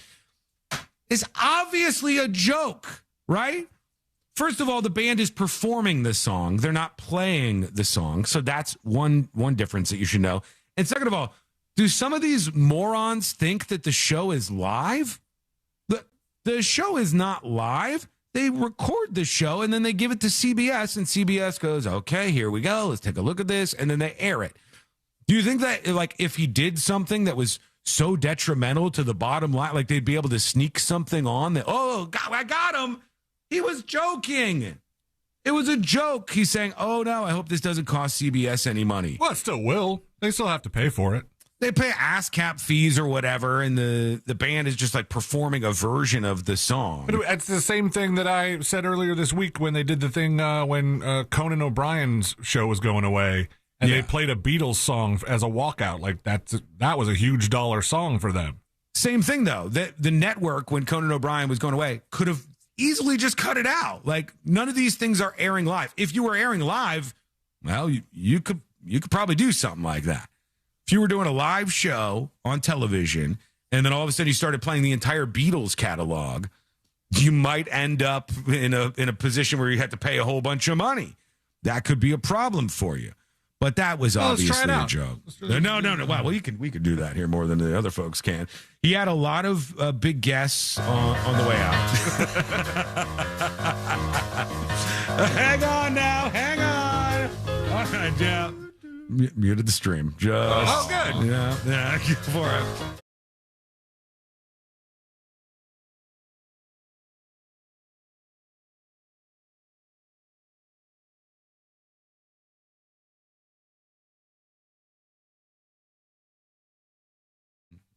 Paul McCartney performing Hello Goodbye, which I don't think I know that song. They do. Hello, goodbye, hello, goodbye. I don't know why you say goodbye. I say hello. Hello, right. Hello, yeah. Yeah, you're right. I do know that song. So he played that on the way out. And then, I don't know if I could bring this up in time, but he did a bit where he kind of was like switching off the power. Did McCartney sound better than he sounded at SNL? Because I didn't hear it. It is starting to sound old. Yeah. He is old. Yeah, he is pretty old. Yeah. But he's starting to sound old. Let's What peek a in. loser. Let's peek in just for a second here. Just for a second. Fair use.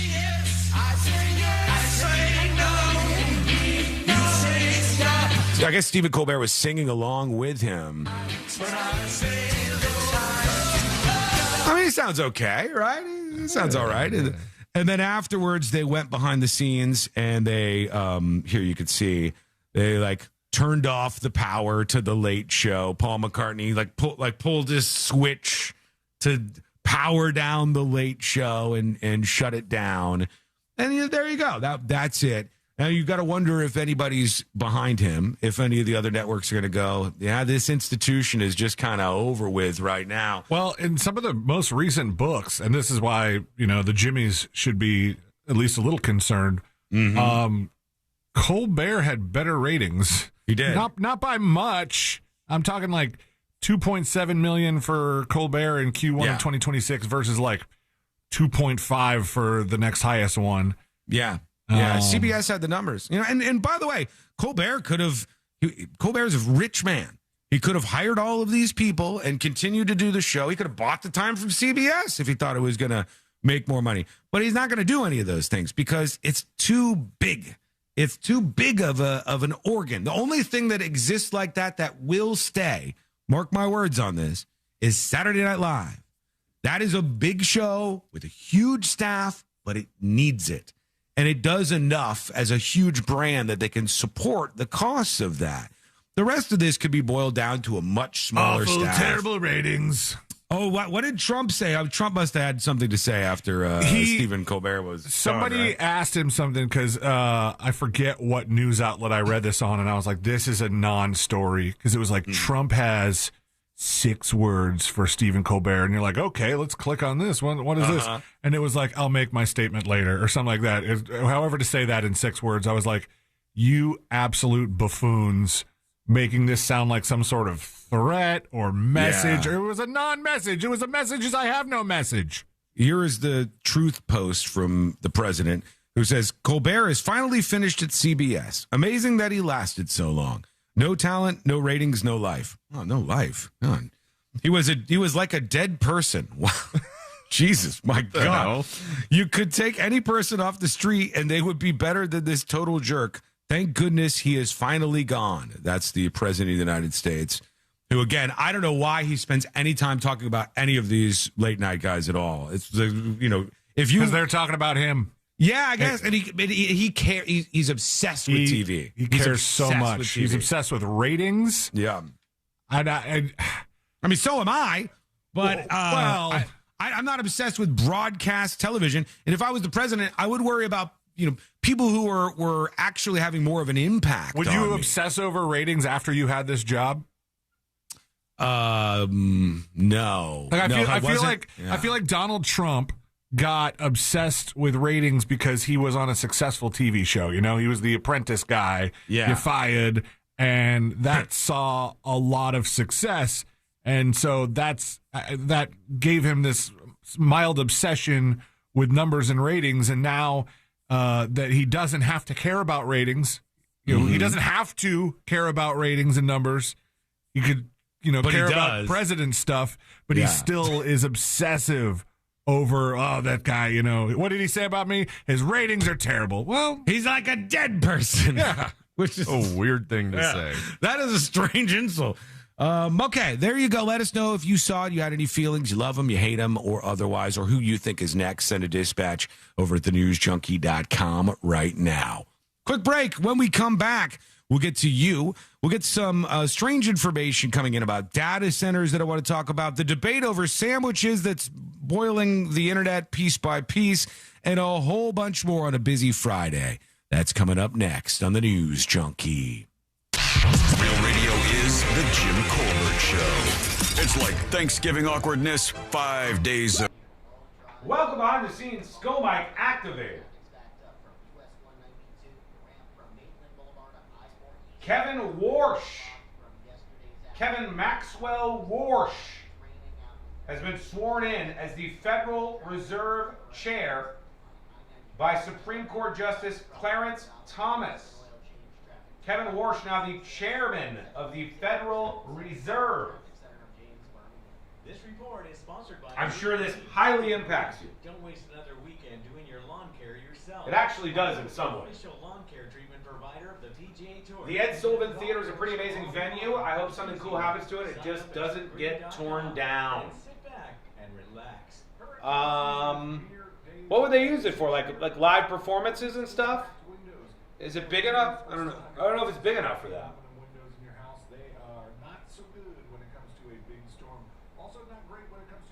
Warsh should check his Coke can for pubes. For those of you who are not following along with Big Doug Millionaire, that is a very, very, very old Clarence Thomas joke. Okay? Very, very old. Why does Josh look like he's going to slay a dragon after the show? Because he can't pull off a beret. And question, would you say this qualifies as a raspberry beret or no? Take it in. Raspberry beret? Yes, no? Sean, did you happen to see Pokemon's considering requiring government ID to buy Pokemon cards? Why? Because of those machines? Because the machines of people like fighting around them and stuff? Pokemon hype's out of control, man. It's wild. Uh-oh, hang on. We have a development. We have a development. Stand by.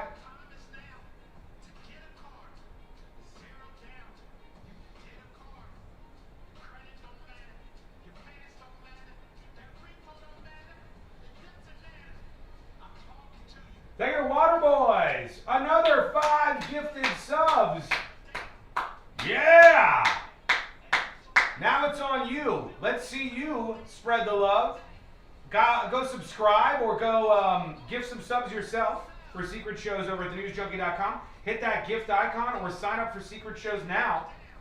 In less than 5 hours, the heart rate monitor stress test secret shows episode, which went haywire, will be released on thenewsjunkie.com. My goal today is to do a new pack of gifted subs every hour. Well, hell yeah, let's go. Follow in his footsteps, folks.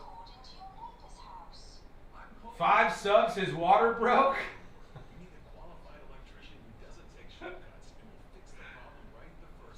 All right, there's a couple of those available.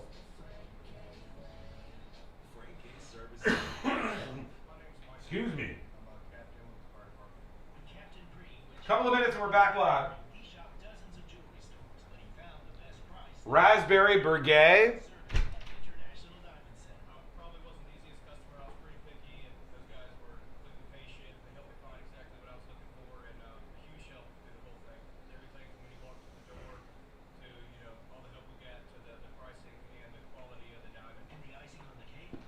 Raspberry Burgay. Really? Kokomo got Waterboy's debit card too? Nice. I'm no Sun State John legend, but I can hope. Go grab those subs. Sean, you mentioned it's $2.99 a month, but I'm seeing $5.99 a month. It's as cheap as $2.99 a month if you want to be an audio-only subscriber. Audio only gets you access to the roast, any specials, all of the stuff that you get. The only thing you don't get is video on demand. In fact, audio subscribers even get to watch the video live. So the only thing you don't get is video on demand.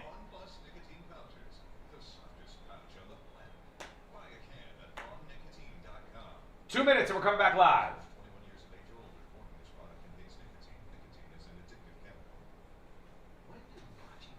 I'll give Waterboys a shout out when we come back. Oh shoot, I gotta drop that in weekends. Weekend edition available on a station near you in the East Coast of the United States of America.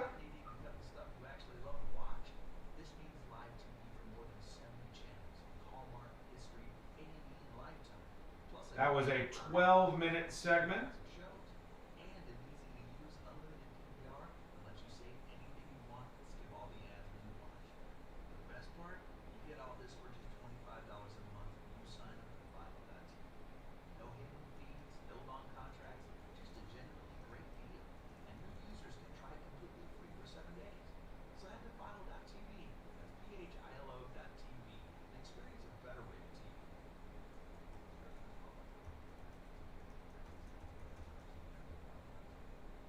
Okay.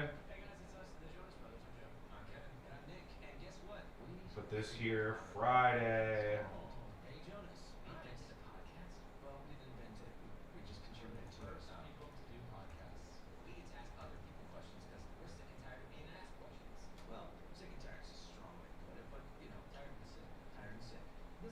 All right, we're coming back. Here we go. podcasts. We get to ask other people questions because we're sick and tired of being asked questions. Well, sick and tired is a strong way to put it, but, tired and sick. Tired and sick. Listen to Hey Jonas on America's #1 podcast network, iHeart. Follow Hey Jonas and start listening on the free iHeartRadio app today. For all your plumbing needs, go to modernpi.com. Real Radio has your chance to win $1,000. Just enter this nationwide keyword on our website, GRAND. GRAND. Grand. Enter it now on our website at realradio.fm and answer your phone if you get the call. Good luck.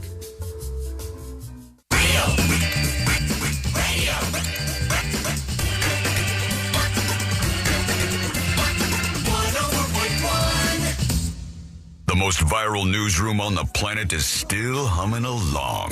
This is the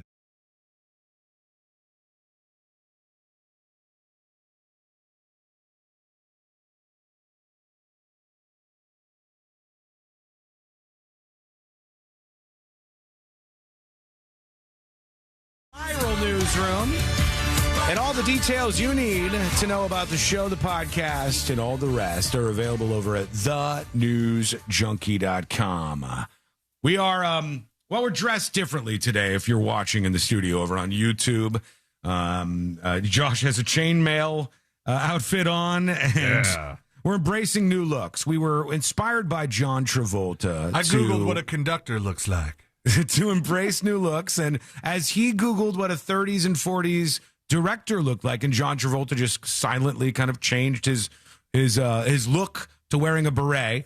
I have a beret on here in the studio, and the look is something. Some people seem excited about it. Other people think I'm embarrassing myself. I don't know. You went to break just now, and then you were getting up to do Skull Mike, and you made this weird face as you were standing up, and something about that with the beret and the shirt was just really funny to me. The whole thing. All of it coming together for you? Yeah, when there's powers combined. C-Lane's true inner self is a train conductor. He wants to wear a train conductor hat. Makes me sound autistic. But he doesn't, he's not allowed to around his house. And so he's embracing it on the stream today. You can peek in over at youtube.com/thenewsjunkie. Big thanks to Waterboys with 5 more gifted subs. Waterboys. Is there some sort of battle going on? Between Waterboys and Waterboys so far, but jump on board. You can claim those gifted subs, secret show subscriptions.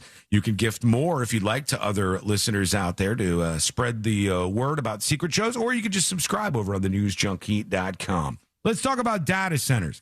And I know that might seem a little boring. I know, it might seem a little boring. My thoughts on data centers are like this. It seems like most people hate data centers. I think the polling data shows that people don't like data centers. I think if people don't want one in their neighborhood, they have every right to rally as citizens of this area and rally against it and try to show that there's resistance and try to stop people from opening the data center in their neighborhood. What are you biting into? What was that comically loud crunch that you did, Sile? My bad. What is that? A piece of bacon? A full-size slice of bacon that you're biting into? Ribs. Oh, just having some ribs. Okay. Good food here. I'll get back to the data center thing here for a moment. I'll get back to the ribs. I don't blame you.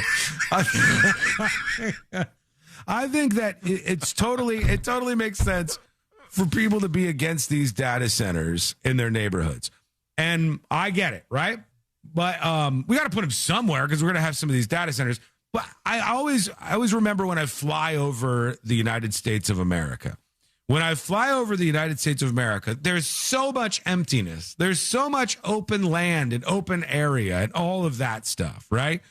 And I think to myself immediately, I'm like, put it here somewhere. Nobody will even notice. There's all these areas of just like nothingness still in the United States of America. Drop one there. Drop a data center there. And then pipe it into wherever it needs to go. It doesn't have to be by a population of people. And then you got the data center, and then you're not upsetting anybody for their neighborhood changing or whatever it is. I think that people are against it for their power bills going up sometimes. People say, I don't like the water use. By the way, just so you guys know, I know people will be triggered by this. But the whole AI water use thing is kind of a silly meme. Like, if you want to get mad about water use, get mad about the things that actually are crazy with water use and are useless to most people, like golf courses.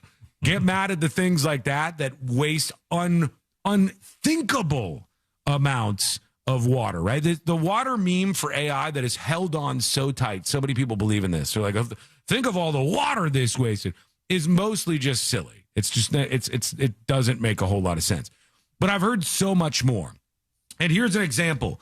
The article from Gizmodo is a good example. It says, data centers can make neighborhoods up to 4 degrees hotter, study finds. Researchers studying data center impacts in Phoenix, Arizona, found that they can raise nearby air temperatures by up to 4 degrees Fahrenheit. Now, I'm no scientist, but I'm pretty sure that's not true. All right? I'm pretty sure that's not true. I'm pretty sure you could drop a data center next to a neighborhood and you ain't going to raise the temperature of the area by 4 degrees. But these are the kind of things that I keep seeing. I also saw the thing this week, I think it was AOC, who was doing one of the hearings about these data centers, and she brought out this jug, like a mason jar of dirty water. And she's like, look, after they started making the data center, this is what the water looked like. Here she is. I have a jar right here. This is the current drinking water in Morgan County, Georgia. All right, I'll stop there. I don't know if this is an accurate representation of what the drinking water looks like for most citizens in Morgan County, Georgia. Does this look like one person's water where there's something going wrong? Sure. It might be one person's actual water where something's going wrong. I don't think if you live in Morgan County, Georgia, and you kick on the water, this brown gravy-like sludge is what you're seeing. Don't think that is a thing. But all right, hold on. Let's see. Right after a data center was constructed, the metadata center was constructed, the only difference between the clean water and this was that data center. I have another one. Another one. How many jars do you have? This wasn't just one well. These wasn't just one family's situation. This is what the drinking water now looks like. I don't next believe to that data center. And I think both of us can agree that neither one of these things are drinkable. Okay, I will say this. I agree with that. I would not drink that. I agree with her on that. Okay, I agree absolutely with her on that. If there is a situation where anybody's building anything with construction and it actually affects the water that people are drinking nearby, those companies should 1 billion% be held accountable. That's just how it should be, right? All down the line. But I feel like some of the resistance to the data centers has turned into just people saying all sorts of weird stuff. Like, I don't think a data center makes your water turn like sludge. I don't think that happens. I don't think that happens with the data center. Yes, it does, man. That's what happens when you add the data. I don't think that the data center makes the temperature rise by 4 degrees in the neighborhood. I just don't think these are scientifically possible things. I think that we have people who have an absolute allergy and fear of these data centers, and they're willing to believe any number of things like this. Flats Fisherman says, tell that to Flint, Michigan. Yeah, but isn't Flint, Michigan's water problem based on the infrastructure? Yeah, that could was be like wrong. lead pipes, wasn't it? Yeah, they have like a piping system that is incredibly out of date and is really old, and that's leading to poor water quality because they've been let down by their local officials for generations and generations, and they continue to take the taxpayer dollars of the people of Flint, Michigan, like everywhere else, but they won't give them any kind of new pipes to make sure that they have clean water, which is one of the fundamental things that a city should focus on, right? We can all agree, like, hey, we need traffic signs and stoplights, and we need parks, and we need clean water going to these houses. We get it, right? We get it. Somebody says, you're correct, Flint, Michigan was infrastructure. Well, it's always going to be infrastructure. A data center is never going to, by default, it's a data center, so it makes your water turn into mud. That just doesn't, think about it. That doesn't make any sense. But it's also a powerful thing. show people this and they're like, ew, look what it does to your water. That's absolutely disgusting. That's really, really horrendous. Hey, do you like it hot? No, I don't want it to be hot. Do you want it to be 4 degrees hotter in your neighborhood? Well, you better not get a data center nearby because the study, it's just, there are enough things to hate. You could say, I don't like that they're going to be competing on the same power grid as I am. That's legit. That's a legitimate concern. I've seen actual data that shows that if there is a data center in your area, your actual power bill can go up. And that sucks. How does that even make sense? Like, because they buy the kilowatt hours, I guess, and that makes the cost of the kilowatt hour go up, I think. Crazy. It shouldn't be the case. No, it's absolutely, it's unfair and ridiculous, and the big companies should foot the bill for all of this. These companies should pay out the ass for all of this because all of this stuff is going to lead to fewer jobs and a million other bad things. So make them pay 100%. I agree. But we don't just have to be dumb drones who go like, whoa, man, see this thing? Wow, this thing too. Like, just because something sucks doesn't mean you got to believe everything that somebody says about it. But let's be clear, right? When we're talking about data centers, we're talking about like AI data centers, right? Mm-hmm. Like that's what because the idea of a data center is not new. No. Not new. There used to be plenty of them. My mom used to work at one. Like they've had these things, I mean, for a long time. I was born at a young age in a data center. Yes, yeah. Yeah, these are the AI based ones, which I'm assuming are from OpenAI and Meta and XAI and what's the Claude one? Yeah, Anthropic. Anthropic's a big one. SKB says it contaminates and affects the soil for years, Sean. What does? The data? The construction can cause issues. Spill that data everywhere, man. Construction can cause issues, and construction can cause issues if somehow the construction has an impact on the aquifer or the water source for that area. But sometimes people just freak out about stuff like this. Look, I know a little bit about this, all right? I know a little bit about this. I grew up in an area that has a real fancy nickname. I grew up in an area that they called the cancer cluster, all right? And the arguments are enticing for a man like me. Hell, my mother died of cancer. My father had a brain tumor. My father died of cancer. My sister died at a very young age after a liver transplant. And my sister also had cancer when she died. Wasn't what killed her, but she did have cancer in the test that they showed. And I grew up in an area called the Acreage, just outside of Royal Palm Beach, Florida. And everybody in that area, you could Google it. Like I'll show you Acreage, ACERAGE, I think, cancer cluster. All right, Google that. ACREAGE, cancer cluster. And you'll see what I'm talking about. It's a massive thing. It says, the Acreage, a semi-rural community in Palm Beach County, Florida, was designated by the state health department as having a pediatric brain cancer cluster. Over a decade, more than a dozen children were diagnosed with brain tumors. State and federal health investigations never found a definitive environmental cause for the cluster. So everybody in the area, I'll tell you, to a person, blamed Pratt & Whitney. Okay? Everybody that I knew around me. They said there's a Pratt & Whitney aeronautical space, airspace engineering. I don't know. They made airplane engines, Pratt & Whitney. And they blamed that company because they said they were like dumping fuel and jet fuel and stuff into the soil. And somehow that spilled over into this area where I grew up. And literally everybody blamed them. But it turns out that wasn't the cause. And they don't really know what the cause was. But all of these arguments, I think, are enticing to people because they're dramatic and, insane things. But yeah, I don't believe that the data centers are doing that. I think there's plenty of stuff to be upset about with the data centers, though. I want to see what you think. Send us a dispatch over at thenewsjunkie.com right now. When we come back, not only do we have the hot sheet, we're getting ready for This Week in Florida. We got more reveals as the show goes on. We have to get into this stupid sandwich debate that's exploding the internet. Boy, oh boy, do we have a lot to get to, and it's coming up next on the News Junkie. Coming up tonight on Real Radio at 7, it's a corporate time with Tom and Dan. Brought to you by MyEternalVitality.com and Modern Plumbing Industries. At 8 p.m., it's the Orlando Shine Show with Brendan and the Bus. At 9... Oh, God. Oh, God. I can't believe I haven't gotten into the dispatches yet.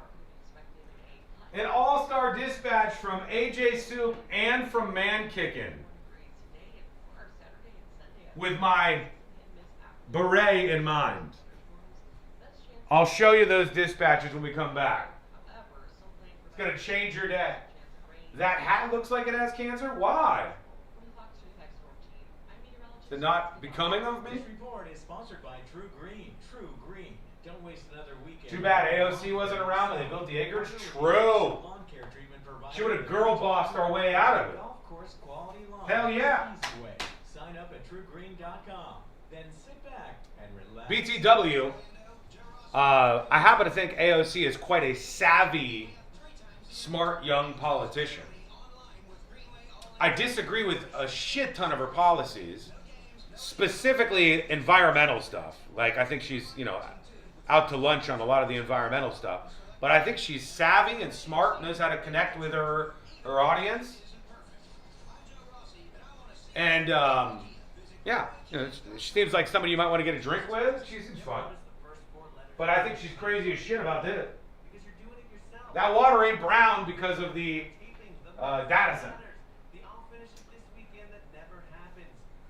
Sean is offended we don't like his new mime look. Who said I'm offended? Takes a lot to offend me. I'm not offended. But I do think I got a look going on here. What about putting them underground in the tornado alley areas? I don't know. Is there a reason why they couldn't put the data centers underground? Maybe would that possibly be worse? I don't know enough about that.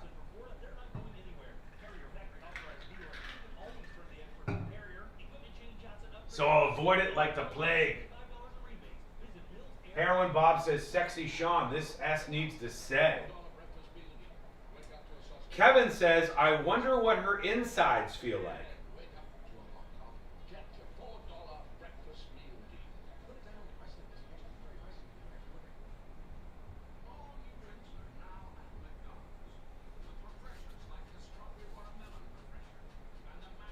Kevin, you know other people can see these messages, right? Mr. Predicto, does Kevin have an erection right now?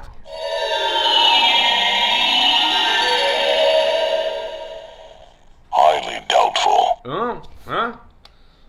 Only one way to find out.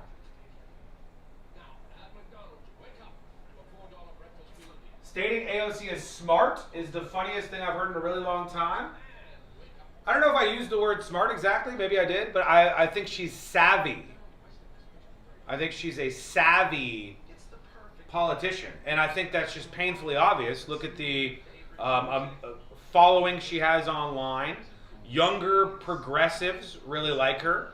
If you're not a progressive, of course you don't like her. Separate this sort of conversation from what you agree with and what you don't agree with, which is difficult for so many people. Separate yourself from that and just say, are they effective in communicating to an audience? Whether they're full of shit all the time or they're completely lying to the audience, it's a different question. But are they effective in communicating and building a following? I think she's clearly very savvy at that. You don't? You could say she's dumb or you hate her or whatever, but she's obviously fairly good at talking to her audience, right? You said savvy, not smart? Yeah, that's what I stand by. She wants to be Julia Roberts? Why do you say that? Same thing could have been said about Charlie Kirk. 100%. 100%. Dialed in, knew how to talk to his audience. The people who disagree with him, totally disagree with him. Shoot you in the throat, disagree with him.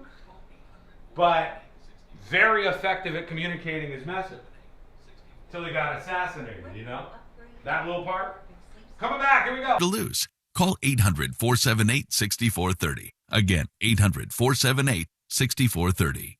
Ready to upgrade to the perfect sleep setup? Let Mattress Firm's sleep experts guide you to the perfect bed at the Memorial Day sale. Top brands, ideal comfort, score unbeatable deals on both. Mattress Firm. They make sleep easy. This portion of the News Junkie is brought to you by that mortgage guy, Don. Don't miss the boat. Compare your quote with that mortgage guy, Don.com.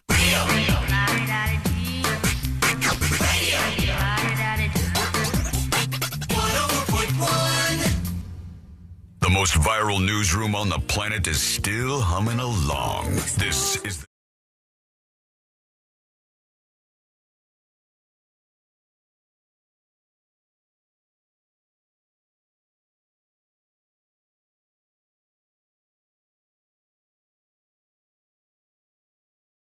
How those headphones treating you, C-Lane, huh? They're a little weird. Yeah, he's got his train conductor hat on for the show today. C-Lane's trying out some new headphones, and they're like a stethoscope. If you know anything about radio, there was a guy named Don Imus, and Don Imus was like a radio train wreck I couldn't look away from sometimes. I mean, the way this man would operate I was in the morning program talking about Deirdre's sweater meat. He would talk about his wife's breasts a shocking amount of time. He would go into these coughing fits on the show, Don Imus. The I-Man is having one of his coughing fits. Yeah, they would play a staged sounder, and it would be like, ladies and gentlemen, the I-Man is having one of his coughing fits right now. As soon as the I-Man clears out the passages to the world's greatest radio vocal passage, and they're going to get back to the I-Man. And they had like production sound effects. And sorry, back on the show. Imus we wanted to wear a cowboy hat because Imus had a TV show. He turned his radio show into a TV show. Revolutionary. But it was a TV show on like a cattle network or something. No, Sean, you got to be accurate about this. The I-Man's TV show was on MSNBC. It was like their morning show. And at first it was on MSNBC, right? Yeah. Then he had his little thing. He said nappy-headed hose. He said some words that some people didn't really like, and he got pulled off of a lot of stations. They pulled him off MSNBC. So when he made his comeback, they brought back the TV show, but they put it on a network that primarily, after his show, just auctioned off cattle. Yeah. It was like Don Imus's radio show and then buy a cow, right? That's basically what they had on this network. And because he wanted to wear a cowboy hat because he was on like this cowboy network kind of thing, he wore these headphones that were like a stethoscope, and C-Lane's wearing those kind of headphones today. RFD TV was the station he was on. The channel's name is a reference to Rural Free Delivery, the name for the Postal Service's system of delivering mail directly to rural patrons. Jesus, man. All right, real quick before we get into the hot sheet, I have to play these two. They're like 10 seconds long. AJ Soup sends in this message here, video dispatch. You can watch this over at thenewsjunkie.com if you want. And sauce. All right, it shows me in my beret today. And then I put on I'm very effective at putting on the mime makeup. I put that on in like just a second flat. I put on the mime makeup there. It's something. You can look at that over on the submitted dispatches. And I've got one more very quickly here. Then we're going to get into C-Lane's segments. And we wouldn't have that video without the numerous data centers. Yeah, that's true. Yeah, this is me. Why did it turn me into one of the guys from Modern Family? Maybe like a redhead, I think. I guess I think so. It made me a painter, a redheaded painter who looks a little bit like the effeminate gay man on Modern Family, I think. There's some resemblance there, but you can go see this yourself over on thenewsjunkie.com in the submitted dispatches section. Take a look. All right, here we go. Let's do the hot sheet. Hot sheet. It's news, but not like real important news. Best investigative reporting on the planet. The top stories from the people on your screens and speakers are on the hot sheet with C-Lane. That's right, and I actually do have some important news, some breaking news from something we talked about earlier. But TMZ is reporting that 911 audio reveals that Kyle Busch was coughing blood the day before his death. Ooh. Oh, my God. Okay. Kyle Busch's medical emergency has been partially revealed by 911 audio obtained by TMZ Sports. A caller saying the NASCAR superstar was struggling to breathe, overheating, and coughing up blood before medics rushed to help. Yes. Could I get an ambulance to come to set? Kyle Busch's long address. My gosh. W. Concord, North Carolina. Say the street name one more time. Oh, no, please don't.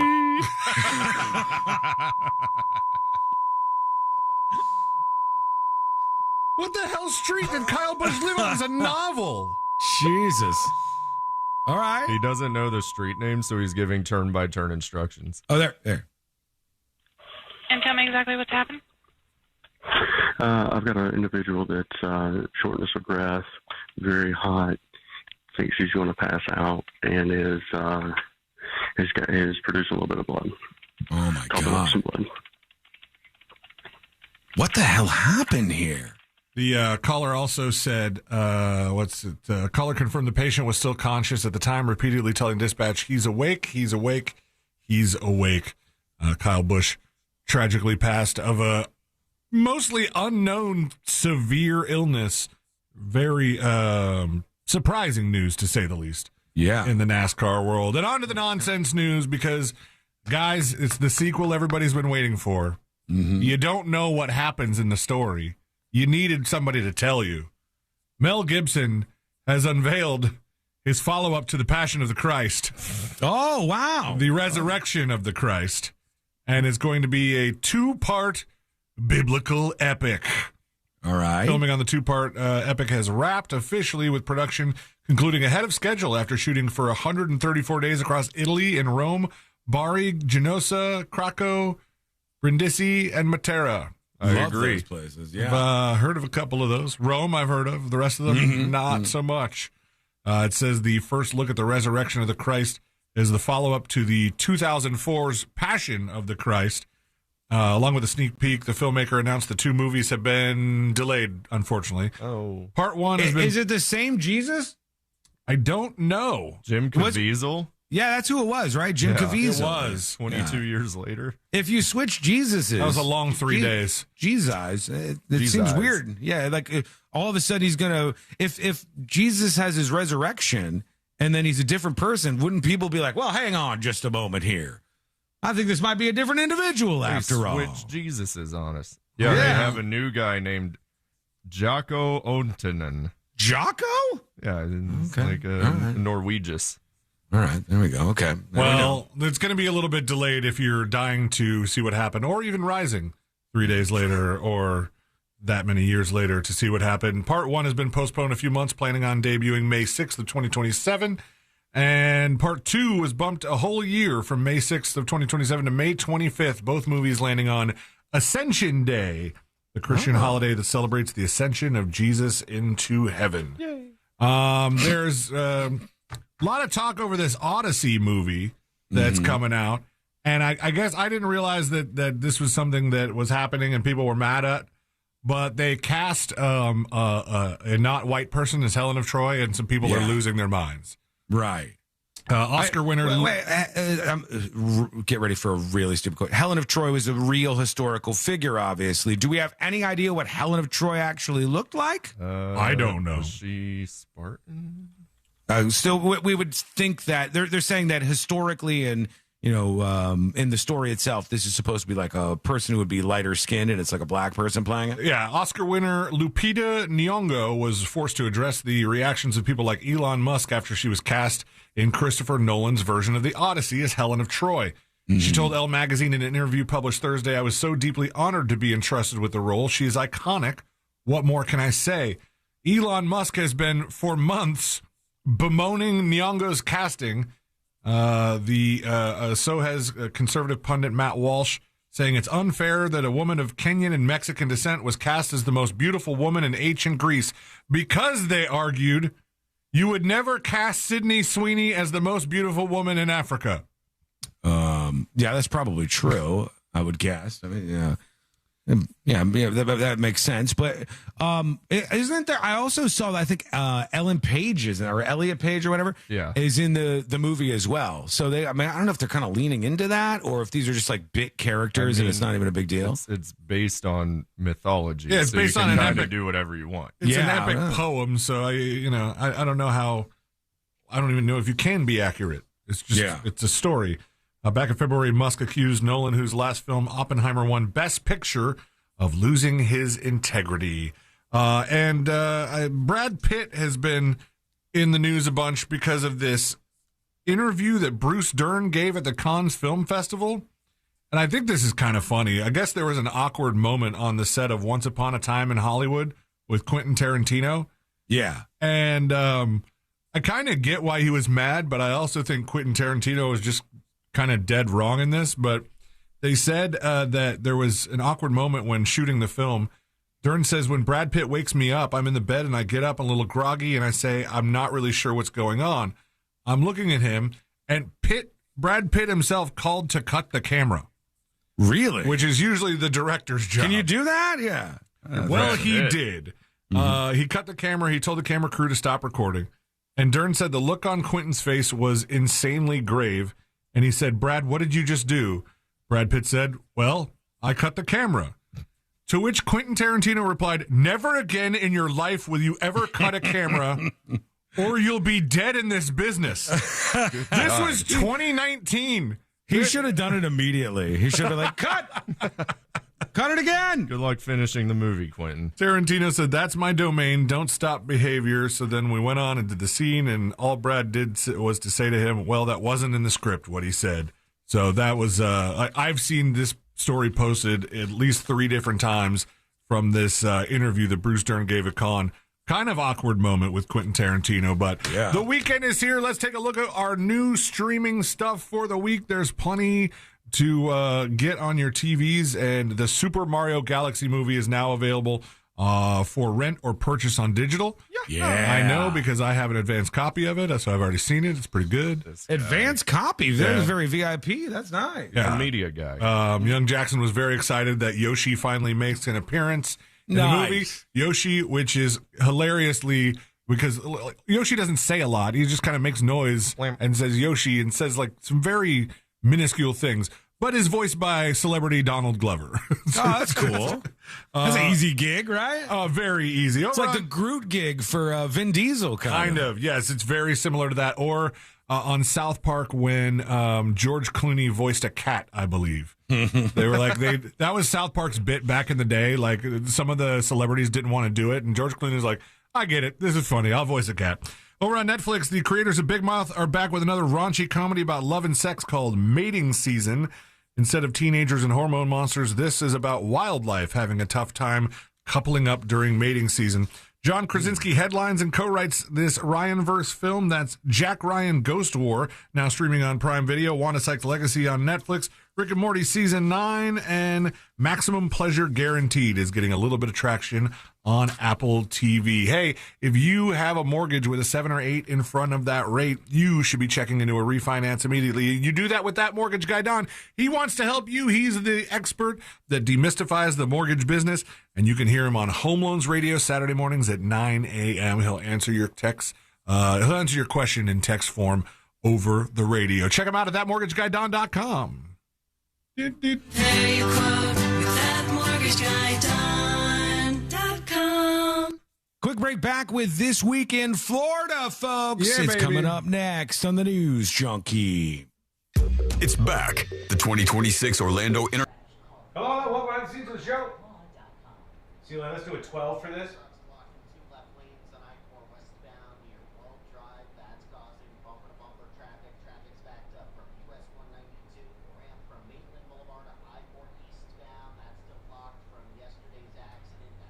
AJ Soup's video dispatch of me and the mime has now gone on to the Hall of Fame. You may see it in rotation on the Hall of Fame. on the left side of the screen. Right now, we're looking at the scoreboard for this month's top gifters. Sunstate John, Cyclonus, and Craig. Waterboys right there, though. Right there. PGA Tour and get a golf course quality lawn the easy way. Sign up at truegreen.com.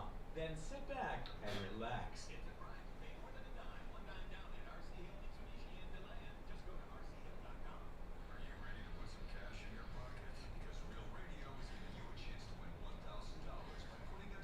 Uh-oh, hang on.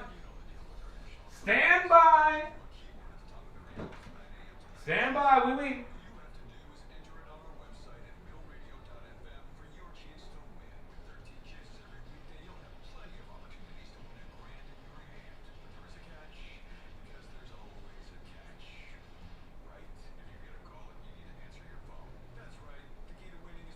The Stepapy with 5 gifted subs. Huge support. Thank you so much to the Stepapy. Thank you for the support. Secret Shows thanks you. Gobble those up so you can check out the new episode of Secret Shows. The heart rate stress test is coming out 5 p.m. today. Grab those subs courtesy of the Stepapy. Thank you so much. Put you down on the list to say something when we come back. Stepapy on air plug.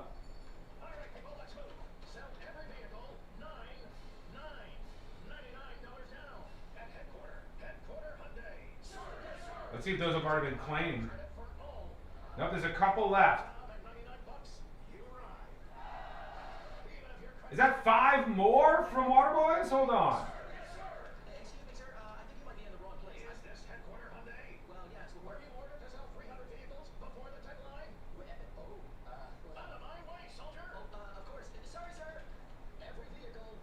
I think I might have missed 5 more from Waterboys.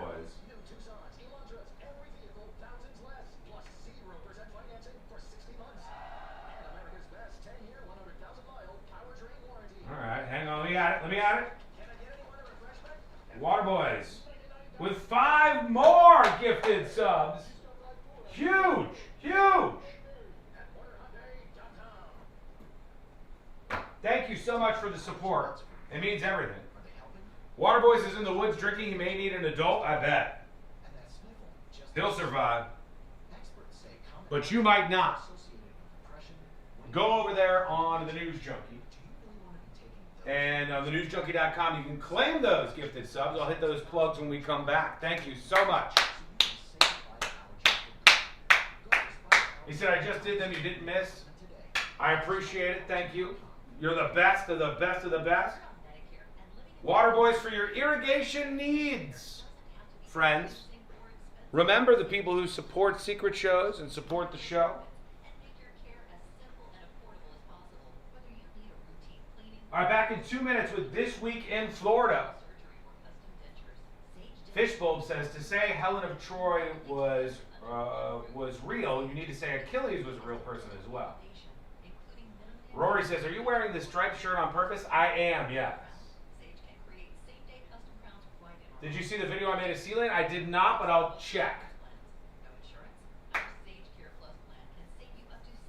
Yeah, the shirt is definitely, this is a purposeful decision here. I figure I have to lean into the hat wear. I love that Josh is just sitting there with his chainmail hat on. There's something just incredible about that.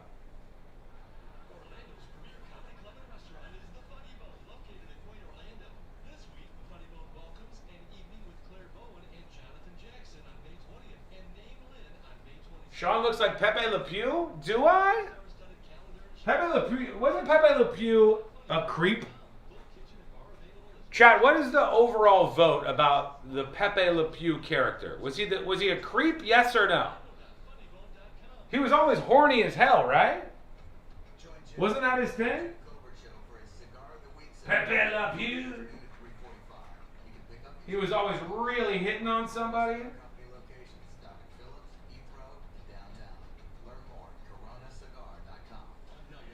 Another 5 gifted subs. Hang on, let me add Craig K's 5 gifted subs. Look at that, baby. Huge support. Thank you so much. 5 more gifted subs from Craig K. Thank you, Craig. Appreciate you. Appreciate you spreading the word and getting more people up on the secret show side of things. And put him on the list here too. Craig K. All with 5, the trifecta. Yeah, he was creepy. Rapey. Creepy pervy, Pepe. She didn't support interspecies relations. All right, we're coming back, everybody. Sean, you look like the leader of the New York City Guardians Angels group. Curtis Silla? Do I look like Curtis Silla? Is that what you're saying? Thank you, Craig in Colorado. Appreciate you, buddy.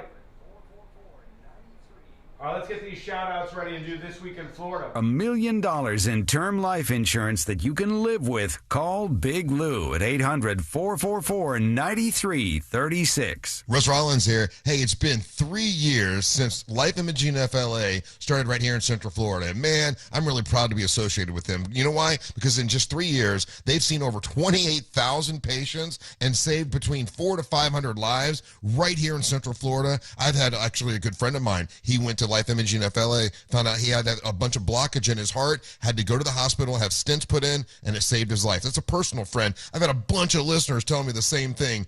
You should do this. I did it for myself. I found out I have no blockage. 80% of the people that visit there find out they have peace of mind. They don't have any blockage. But other people find out they have blockage in their heart, and it has to, they have to get it taken care of, and it saves lives. It's Life Imaging FLA. Pick up your cell phone, dial pound 250, and say the keywords free heart scan. You'll be connected in seconds. There's a few minimum requirements, but it's a $699 value that is worth it. It's Life Imaging FLA. Make sure you tell them that Russ Rollins and the Monster sent you. Go to markspain.com to get a guaranteed offer on your home today and start packing.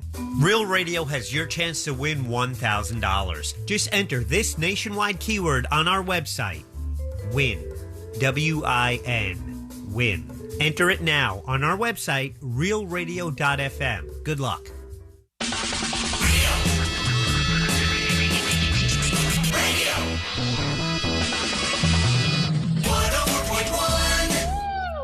Cooking up today's lead stories. This is the News Junkie, Sean Wasson.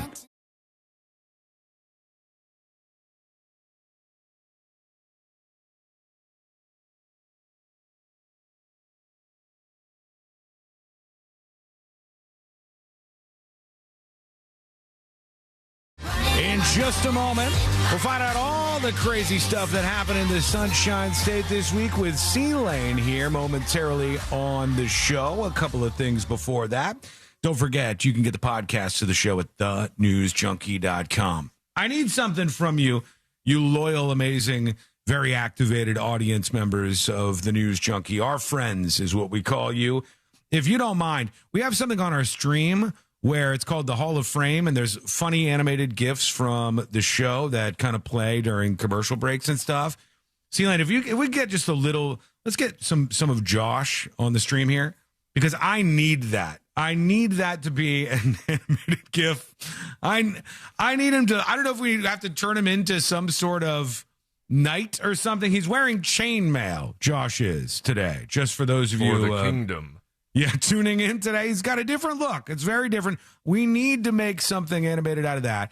And then C-Lane, of course, rocking his conductor hat. So choo-choo. He choo-choo chooses you. We need something from both of those. Nice. 100% on the Hall of Fame. So get to work, folks. I've given you some stuff to work with. Real quick before we get into This Week in Florida, there's a clip going viral. 19 million views online. They asked Trump if he was going to his son's wedding. Have you heard this? Have you seen this Which yet? son? We're going to find out here together. Let's go. Attending your son's wedding this weekend, by the way? He'd like me to go, but it's going to be just a small little private affair, and I'm going to try and make it. I'm in the midst.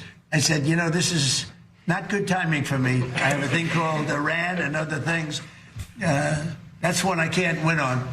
If I do attend, I get killed. If I don't attend, I get killed. By the fake news, of course, I'm talking about. No, Yeah. but he's... This guy back here has a belly button. So it keeps twitching, too. I saw a version of this video that was clearly AI, where Trump brings the guy forward, opens his belly, plays with his extended belly button, and then kisses him on the belly. And I was like, this is not real. Imagine this is how you learn whether your dad's coming to your wedding or not. Got a very person who I've known for a long time, and hopefully they're going to have a great marriage. Yeah, so maybe not. I don't know. He's got the Iran thing. The timing is not good. We'll see if he will be attending his son's wedding. Right now, are you ready, C-Lane? Yep. All right, let's see what we got for you. Let's do This Week in Florida. Giving you a recap of the most groan-worthy stories in the state. It's This Week in Florida. That's right. The weekend's here. It's time to take a trip around the Sunshine State, see some of the craziness that has gone on in the past 7 days or so. And some of the top news of the week, I've seen it all over, obviously, Good Day Orlando, because it happened in Orlando. But a Central Florida man who was once, I don't know if he was an actual pastor, but he worked for one of those conversion therapy camps, the pray the gay away kind of place. Yeah. He has been arrested. 54-year-old Alan Chambers of Winter Park was arrested in Orange County during a traffic stop. They say he was chatting on Snapchat and Telegram with an undercover agent detective posing as a 14-year-old boy. The messages included Chambers talking about their forbidden love, sending nude photos, and expressing concerns over getting caught by law enforcement. Chambers has a wife and 2 children. He was charged with solicitation of a minor via computer transmission of material harmful to minors and unlawful use of a two-way communication device. At the time of his arrest, he told deputies he worked at a menswear store in Winter Park. Wesh noted a previous report involving Chambers was the leader of a Christian ministry that aimed to cure LGBTQ plus people through counseling and prayer. Well, seems like if that's your organization, you should start with yourself, and it doesn't seem like he's achieved that. No, not so much. It operated for nearly 40 years and claimed to have 260 member ministries across the U.S. and internationally. It shut down in 2013. I believe, who's the local councilwoman or legislator that she said she was sent to his camp before? Patty Sheehan. Oh, okay. Yeah, Wow, Patty Sheehan. really? Like, that's when I found out about this story. She posted. My God, her parents sent her there? She posted something about having some sort of experience with this guy and with this particular camp, and now finding out that he was online I think trolling she's for still gay, so 14-year-old that's boys. two, you know? Yes, absolutely. Doesn't really work out there. Oh, weird. Over to Pensacola, this is a woman that we have heard from before, and I think she's got even new charges, more charges for Nicolette Keogh, 31 years old.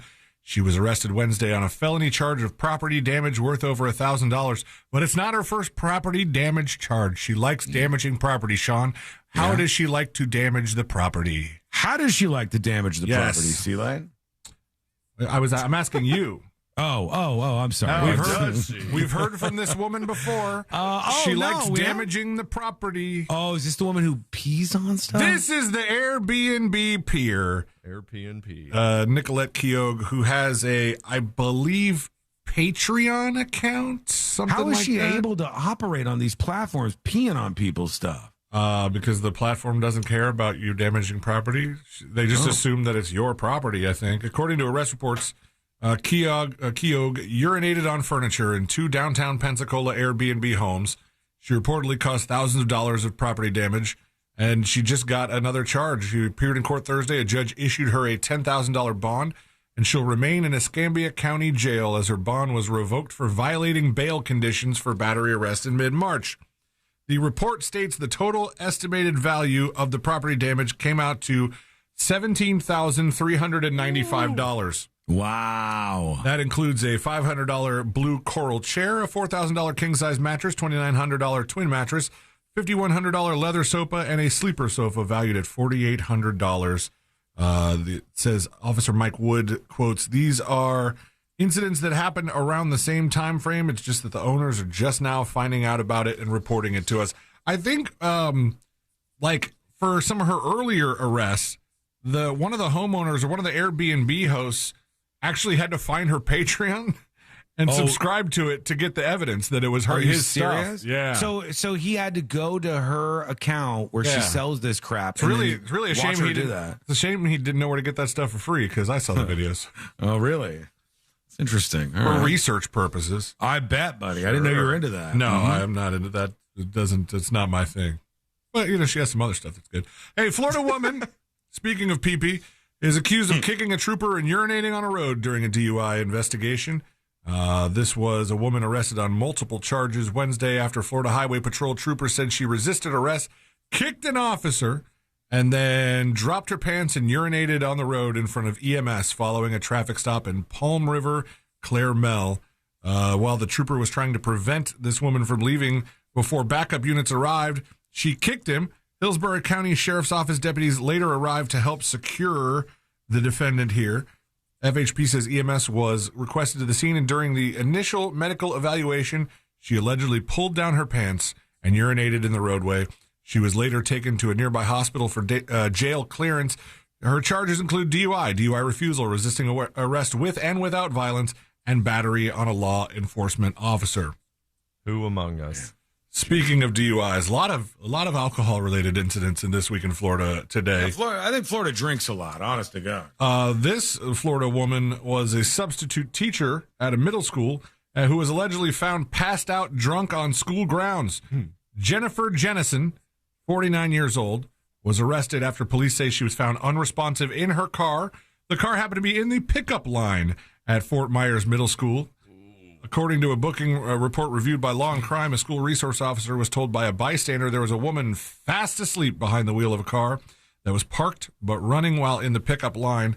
I thought this, unless I'm confusing stories, I thought she had a pretty high BAC, something like 0.27, 0.37, something like that. Yeah, that's a ways over the limit, huh? Yeah. 3 times. Well, it's graduation season. It's that time that everybody's having their graduation parties. They're having their graduation dinners. They're taking pictures. They're celebrating.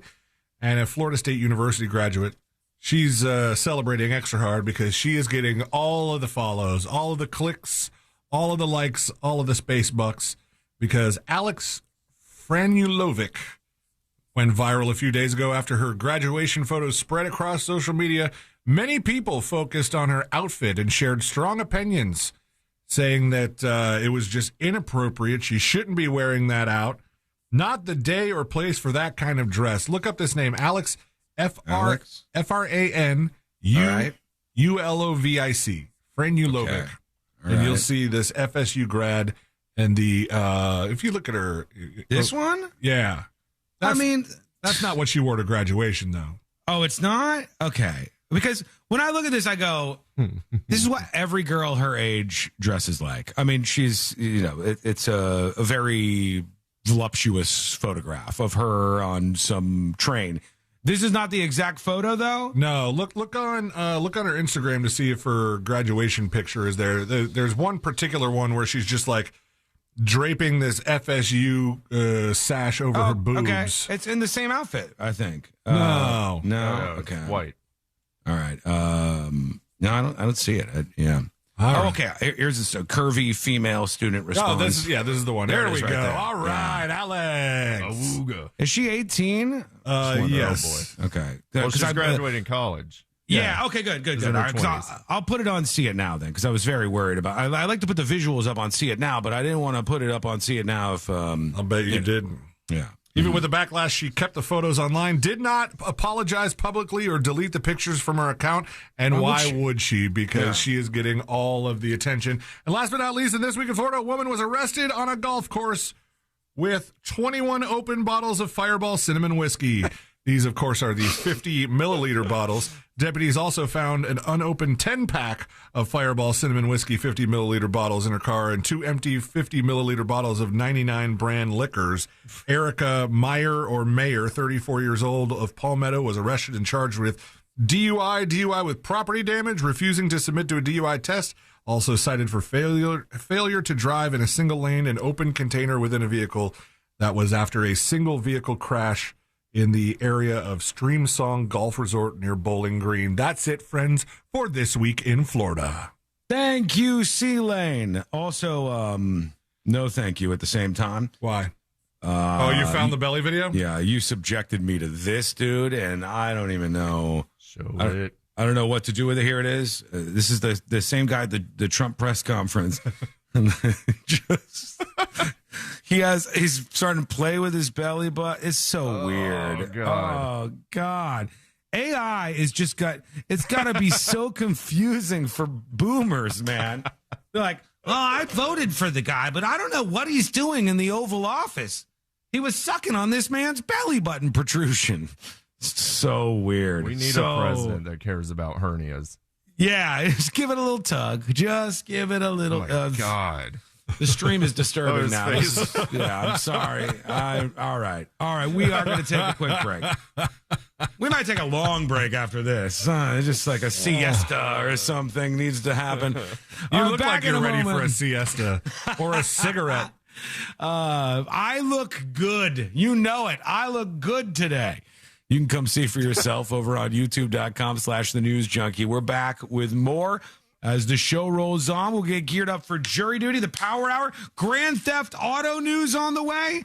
Oh, and real quick, before we do go to break, I want to say huge thank you to the Stepafy for 5 gifted subs. Appreciate that.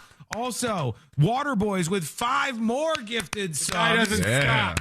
And finally, Craig K with 5 gifted subs. The trifecta of 5s. Go get those so you can get it on the latest secret show, which releases on Fridays at 5 p.m. All that coming up next on the News Junkie.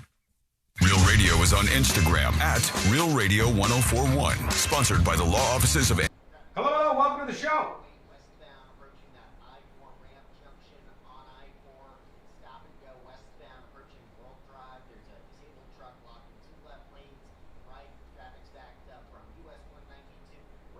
The hell?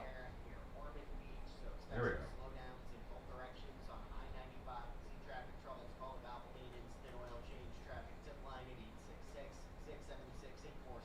Folks, one of the most frustrating debates of the week was about lunch.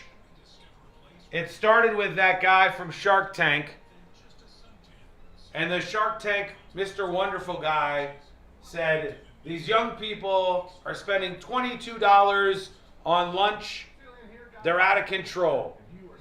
And it turned into a larger conversation with people like the YouTube finance guy, Caleb Hammer, saying that so many times he sits down with these Gen Z type people, these younger people, and an insane amount of their budget goes to food delivery from DoorDash, Uber Eats, and other services. And then there was a reaction to that. That reaction from people like Taylor Lorenz. What did she say? Hang on, let me see. Taylor Lorenz said, she said, this is because they do not have the time or capacity to create home-cooked meals. It's an issue countless people have tried to raise with leftists, but big leftists online continue to shame or abuse poor people for being forced to rely on these services like DoorDash, etc., for meals which act as a tax on the poor. She said they do not have the time or capacity to create home-cooked meals. Chat, do you agree with that? Do you think young people's problem is they don't have the time or capacity to create home-cooked meals? They cannot do it, and they don't have the time to do it, so they are forced to order DoorDash. Do you believe that? Yes or no? Thought it was $28? Yeah, $28. Yeah, $28 for lunch started this. But Taylor Lorenz says they're forced to do it. They have no choice. They don't have the time or ability to create a lunch at home. They're not able to do it. Gen Z Florida girls can't cook? Everybody in the world has the ability to make a sandwich. You don't have the time or ability to make a sandwich?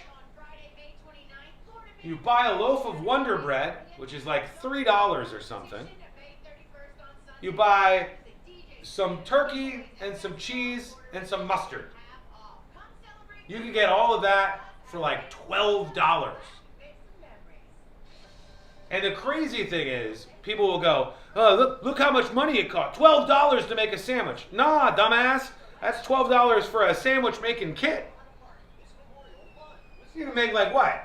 10 sandwiches out of a loaf of bread? I don't know how many slices you get on average. Yeah, eight sandwiches out of a loaf of bread? And then you all get all this stuff, and then now you're building up some stuff in your pantry to make things? What the hell are you talking about? That's bullshit. They can make lunch, they just don't want to? Is this the new avocado toast debate?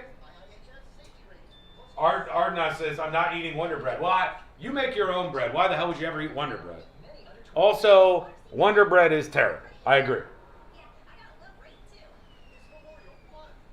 Did that up say leftist? Yeah, that's, what's her name again? Taylor or something? Taylor Lorenz? She's a left-wing person. She's saying that when there's a criticism about young people spending so much of their budget on Uber Eats and DoorDash and stuff, she's like, they don't have a choice. They don't have the time or money to do it. I bring a sandwich and chips to work with me every day. I eat for way cheaper than getting food out. The thing that like people are either unaware of or just like running defense for dummies is that you can still go and get meals for a great price at the grocery store. You can still go and get meals for a great price. You have to stock up on a couple of things in your pantry. You have to start doing a little bit of meal planning. But these don't take a lot of time or effort. And anybody can do it. Literally anybody can do it. It's crazy to think otherwise.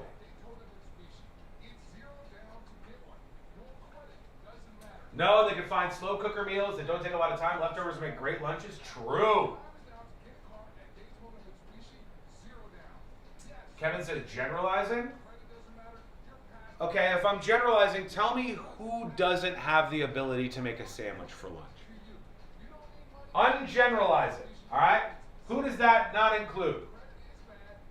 Who does it not include? Who are the people who cannot make a sandwich for lunch every day?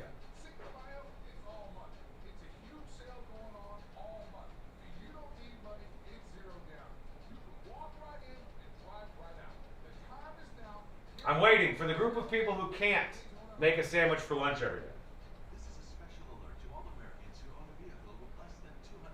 Most of Gen X failed to raise kids right. Well, they tried to hug them to death. You know what I mean? If you can't hold a knife and smear peanut butter on a piece of bread, please don't get behind the wheel of a car. True. Don't forget Dukes. Well, you could go with a cheaper mayonnaise if you don't have much money, right? Even the guy without arms and legs could do it? Yeah. The hobos have enough money that they amass every day that they can make sandwiches. Literally everyone fits into this category of can get access to a sandwich and can have a sandwich instead of spending money on something else. 100% of America. 100% of America. How do you do your job if you can't make a sandwich? Good question. We're coming back right now, folks. Stand by. I'm wearing a fedora. You must listen to me. Here we go. 30. What do you have to lose? Call 800-478-6430. Again, 800-478-6430. Hey guys, it's us, the Jonas Brothers. I'm Joe. I'm Kevin. And I'm Nick. And guess what? We created our own podcast called Hey Jonas. We invented a podcast? Well, we didn't invent it. We just contributed to it. We're the first people to do podcasts. We get to ask other people questions because we're sick and tired of being asked questions. Well, sick and tired is a strong way to put it, but, you know. Tired and sick. Tired and sick. Listen to Hey Jonas on America's #1 podcast network, iHeart. Follow Hey Jonas and start listening on the free iHeartRadio app today. Win $25,000 in free impact windows from Reese Windows. Text TRUST to 20129.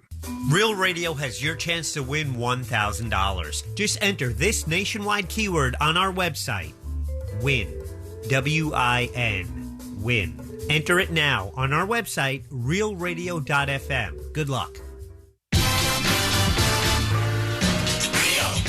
Radio 104.1. The only show brave enough to admit we Google half this stuff. This is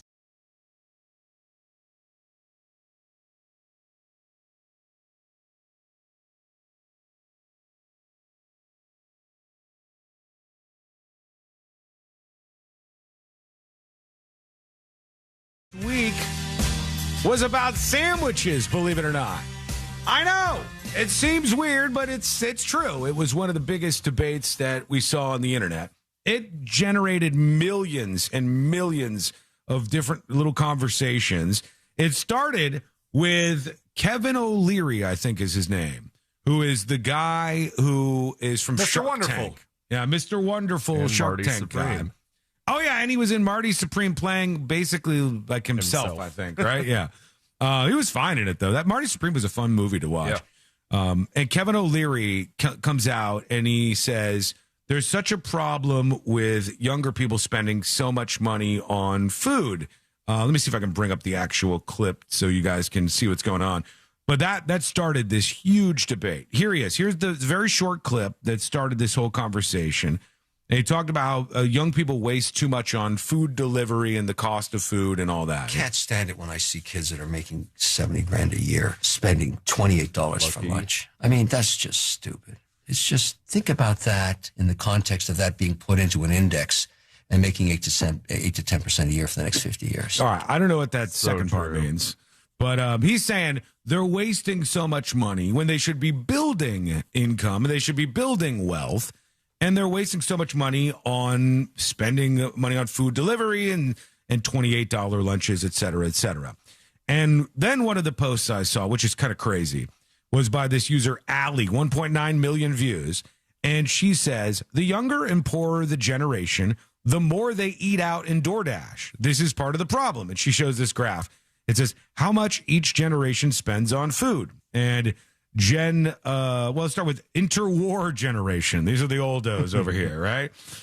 Almost all of them spend money on grocery or a little bit at a restaurant. So like 70% at the grocery store, 29% at a restaurant. Only just a fraction of them spend money on delivery. I mean, I don't know that they know how to use a smartphone that well. So That could be it's true, skewed. Josh. Yeah, you might be right about that. Baby boomers, they spend 4% on food delivery, 62% on groceries, and 34% at restaurants. Then it goes up a little. Gen X, they're using a little more money, a little more budget on delivery. 10% of their food spend is on delivery food, 53% on groceries, and 38% at restaurants. Millennials pops up to 15% on delivery. And then Gen Z spends 22% of their food money on delivery, only 32% on groceries, and 46% at restaurants. So Gen Z is spending 68% of their money on food either being brought to them, getting their burrito in a limousine, or food being brought to their table at a restaurant.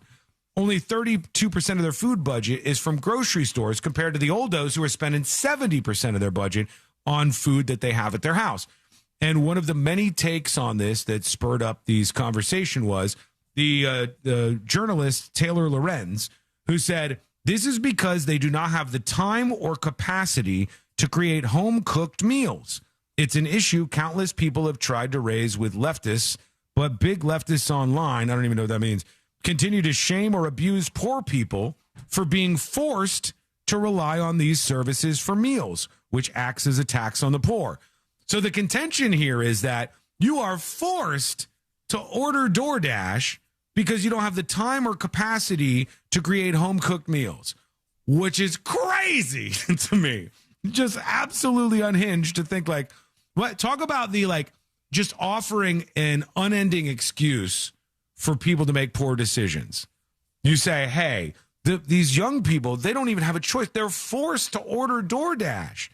Like DoorDash has its own problems. My problem is, if you want to talk about tax, all this is a way for Silicon Valley in the Bay Area of San Francisco to bring in all of the money from the rest of the world and all their hard work at these restaurants because these restaurants feel like they have to be on DoorDash to make some level of revenue, and the digital thieves steal a portion of this revenue because people get it delivered to themselves, right? Okay, it offers up some gig jobs and stuff. That's fine. But I have my own problems with the delivery services. But saying you're forced to rely on these things and you don't have the capacity to create a home-cooked meal, there ain't nobody out there who can't afford to or doesn't have time to make a sandwich, for God's sake. It's the easiest thing in the world. And then I see people doing this. So somebody goes, it's literally so much more expensive to make a sandwich yourself, and there's so much food waste. And they show them trying to check out on an app, like a grocery app, and they're trying to get bread and turkey breast and cheese and mayonnaise, and all totals up to $40.96 because they've got a $13.99 mayonnaise in their shopping cart, for God's sake. And you go, do you know that when you buy these things called groceries, you can make more than one sandwich with it, right? No. Are you aware that you're able to make more than one? You spread mayonnaise on the bread. You spread mayonnaise on the other bread. Mm-hmm. Then you dunk the knife into the mayonnaise jar and throw both of them away. Yeah, that's it. It's as easy as that.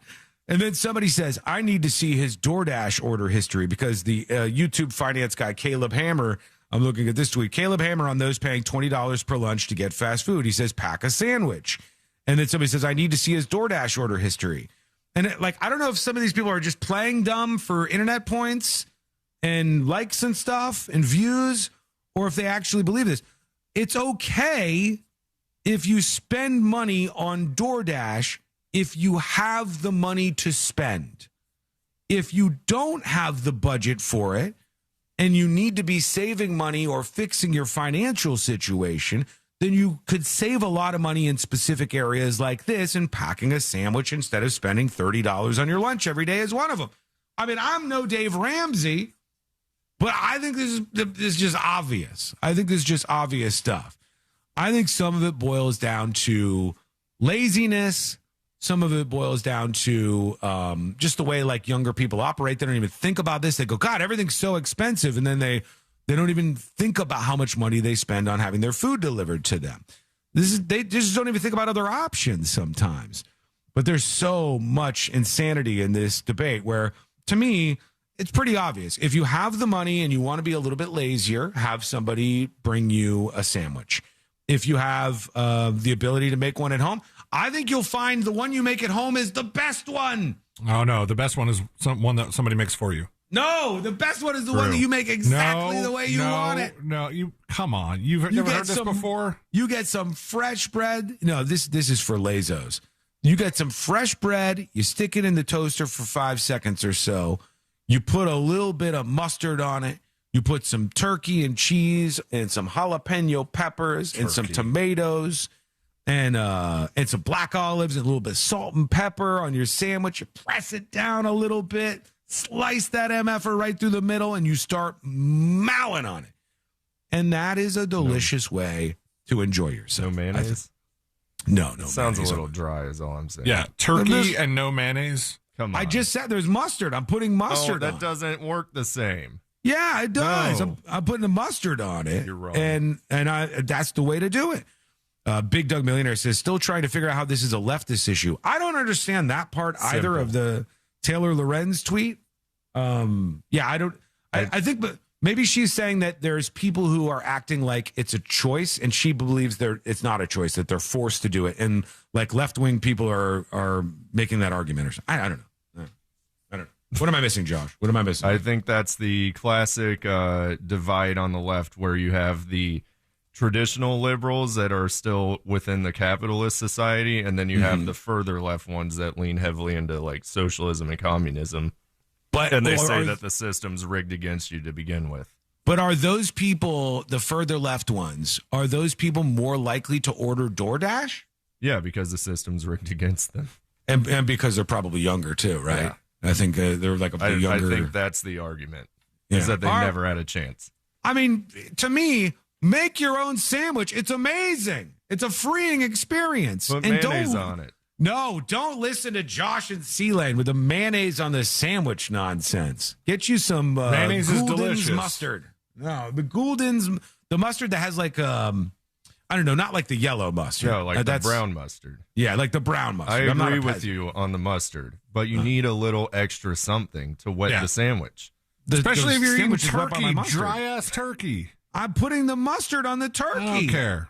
And it's not expensive. It's like I tell you about my lunch that I have every single day. After the show, I finally eat my first meal of the day. And when I do, it's sticky rice that I get from Costco for it's $1 a day in sticky rice. It's grilled chicken from the grocery store, which is about like another $1 a day, maybe. Sound vested. You keep mentioning this lunch that you have. I'm not and getting it's any money always out of it. Sticky rice from Costco. Sticky rice from Costco. I'm not getting no Costco monies. I'll take some Costco monies, though. Shouts out, Costco. Or BJ's. I don't care. I'll take some BJ's. Jesus Christ. So you just eat rice with grilled chicken on it. Rice with grilled chicken, sriracha drizzle, right? A little bit of crushed black pepper on top of it. White. And pretzels. Yeah. Pretzels. That's my side. You love being dry. It's not dry. It's not dry. Don't say it's boring. First of all, it's what I want. So the best thing in the world is the thing that you want. All right. Disagree. That's what I want, for God's sake. Quick break. His when we come mouth back. says Gouldens, but his hat says Grey Poupon. My hat does say Grey Poupon. I don't know why anybody's taking me seriously in a stupid beret. You're anyway, assuming that people are. True. You've got a conductor hat on. What are you talking about? Mr. Chainmail over there is the most ridiculous looking among us. Dr. Chainmail to you. He's the one they call Dr. Chainmail. Did you drive in that? I want to picture you behind the wheel in that thing. I would, though. Cruising down the road.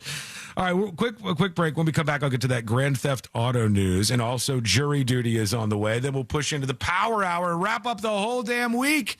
It's coming up next on the News Junkie. No script, no filter, no off switch. Real Radio 104.1. Guaranteed human. This is Doug Gottlieb. Here's what's trending from the iHeart Sports Network. Presented by NHTSA. College baseball, UCF is eliminated at the Big 12 tournament. They lost to Oklahoma State. Meanwhile, UCF softball getting after it at the Super Regionals tonight, facing UCLA. The Knicks are 2 wins away from the NBA Finals, using a big second half to thump the Cavs, taking a 2-0 lead in the Eastern Conference Finals. And NASCAR mourning the loss of two-time Cup champion Kyle Busch, who died suddenly yesterday at the age of 41. I'm Matt McCoy. Hello, welcome to the show. By NHTSA, the National Highway Traffic Safety Administration.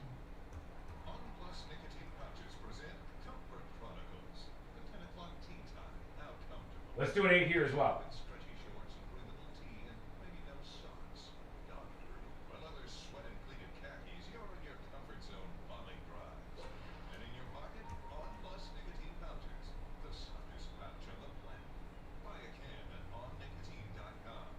Stand by.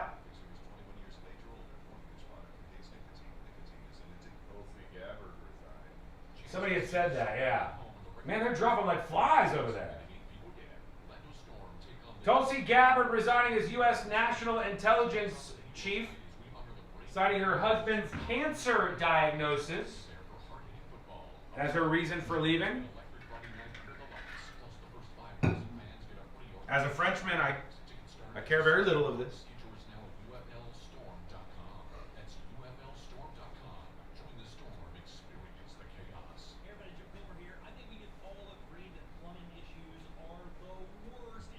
Boom.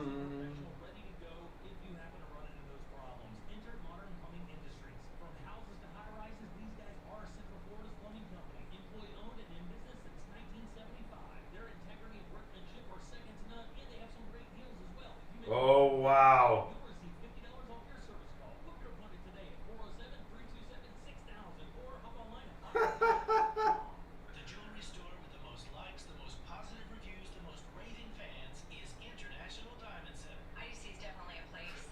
Okay, I got some good ones when we come back. I got some good dispatches to tell you.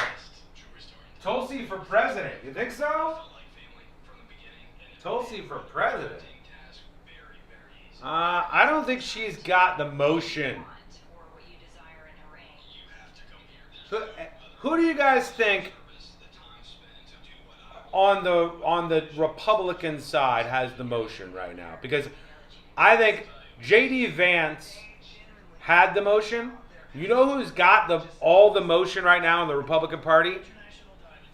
Marco Rubio.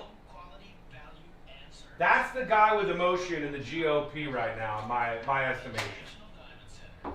I think he's the guy. Marco Rubio has the most, I think, like, motion right now to make something happen. Of course, it's still pretty long until we get to the next election season. Mitch McConnell? Yeah, I think it's Marco Rubio. I think he's sort of got that momentum. And as far as the person on the left with the most momentum, people keep thinking it's Gavin Newsom, but I don't know. I don't know if he's... who's the equivalent figure on the left that would run head-to-head with a Marco Rubio? I know everybody thinks it's Gavin Newsom, but I don't know if it is. The longer the war goes on, the more toxic JD and Rubio become. That could be true. But I don't know. Look, MAGA people will seemingly forgive virtually fucking anything. Our politics are in such a place right now where it's like, it doesn't matter, he's my guy. In fact, on the other side of that, on the left, they embrace the guy with the fucking Nazi tattoo. They could find Nazis everywhere except for the guy with the tattoo. So it's like, you can excuse everything if it's your guy, your candidate. What about our governor? I don't think DeSantis has motion right now. I mean, look, I'm glad during the pandemic that DeSantis was my governor, for God's sake. Some of the other people lost their mind. But I don't know if he has motion right now. Rubio does. You've heard of karma, but have you heard of CARMA? It's like karma, but on the road. Josh Shapiro? Maybe. Josh Shapiro. Pete Buttigieg? Not Maxwell Frost. I'd hard disagree. Someone merge? Good karma. Leave space between cars? Good karma. These little daily driving habits can help you keep calm and in control. Learn more at drivesmartflorida.org. Save every day at Headquarter Hyundai. We've dropped prices on acres of new Hyundais. Visit headquarterhyundai.com. Real Radio is on Facebook at Real Radio 1041. Sponsored by the law offices of Anajar and Levine Accident Attorneys. Call the law offices of Anajar and Levine at 1-800-747-FREE. That's 1-800-747-3733.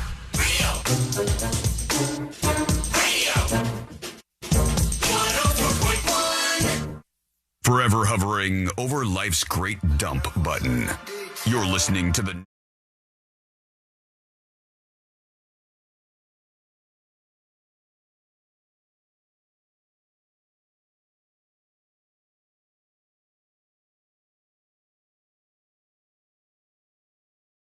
Good to see you. Good to be with you here in the world's most viral newsroom. And I want to make sure you learn about the show by going over to the website, which is thenewsjunkie.com. Jury duty coming up in just a moment here on the show. We'll get into everything happening in courtrooms out there that we need to know. A couple of other things in the meantime. A few people have sent in some dispatches that I just very quickly, you could see these on the website if you want. But they're based on what we're wearing on the show today, if you happen to watch the stream. Here's what I wanted to show you. This one is, I think, my favorite here. Hold on. Give me just a second to get this set up, C-Lane.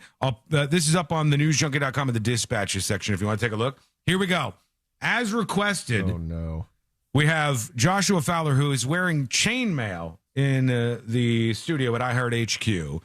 And look at the miracle that has been made here. Ready? Shows him behind the mic. And then... His face looks weird. And then a sword. Brings out a sword. And he's screaming. That's very, very impressive. I like how it has him picking up the mic and keeping it in front of his face. Yeah. This one's even better, I think. What the hell? This one, Josh pulls out a sword in the studio and then immediately ends up in a duel with someone on a horse. Medieval times. Yeah, very medieval times. And we also have, I'm going to put these up on the Hall of Fame for between breaks, C-Lane in his studio with his conductor hat. Look how happy he looks. Little train, he's just as happy as can be. Go see those over on Dispatch's side of the Dispatch's side of things at thenewsjunkie.com. All right, here we go, friends. It's time. Let's get into it. Let's do jury duty. Court is now in session, so put your phone down and pay attention before we call the bailiff over to whip your ass. You're now on jury duty with the News Junkie. Jury duty brought to you by the one, the only Mo DeWitt of the DeWitt Law Firm. Injured on the go? Just call Mo. 800-CALL-MO, 800-CALL-MO, or go to justcallmo.com. One of the stories that's grabbing some attention out there is these e-bikes and e-scooters that we've been talking about. And I said, the real problem here is just a confusion over what you're allowed to do, what's legal, where you should be riding these things, et cetera, et cetera. I think most of it boils down to a confusion. I think people think you're supposed to ride these things on the sidewalk, but I don't believe that's the case. And then you have some tragedies like this 13-year-old in Central Florida who was hit on an e-scooter and killed. Colton Remsburg, this middle school student, was riding around on an e-scooter. He got hit by a pickup truck. Now his mother is saying she wants them banned for children 14 and under. She wants a ban on e-scooters and e-bikes for kids 14 and under. Tell us what you think about that. Maybe you agree with the mother of this young kid who died being hit by a truck on an e-scooter. Maybe you disagree. She says, if they're not banned, what are we going to do to step up and make sure these kids are safe in our roadways? Writing tickets. Don't let up. Keep writing tickets. But she wants a total ban on e-bikes and e-scooters for children 14 and under, which would be a big change because a lot of these kids have scooters and bikes now. Oh, yeah, they're zooming. More of the Zoomers are zooming, or they're not even Zoomers, the kids that age. Generation Alpha, is that it? The next one down. So there they are. Unbelievable story here, and it's our Mother of the Day. Mother of the day. Mother of the day. Indeed, yeah. This is, let me bring this up in front of me because it's like one of those ones that you wouldn't even believe. But the story going viral now is CCTV, that's closed circuit television, shows a sexologist mom, that's a mom in England. That's where the story is coming from. What is the definition of a sexologist? Just a doctor of sex? Yeah, a sexpert. Sexpert? All right, a sexologist mom who is here filling up her car with gas. They've caught her. I think her butt crack is hanging out of her pants in this shot here, this security shot. So it shows the sexologist mom and stepdad on a 1,200-mile journey where they abandoned their sons, 5 and 3 years old, in the woods on a fake treasure hunt. My God. That's cruel. They literally told the kids it was a treasure hunt. And to go into the woods, and it says CCTV footage shows the sexologist mom and stepdad accused of abandoning their 2 young boys in a Portuguese forest on their 1,200-mile journey.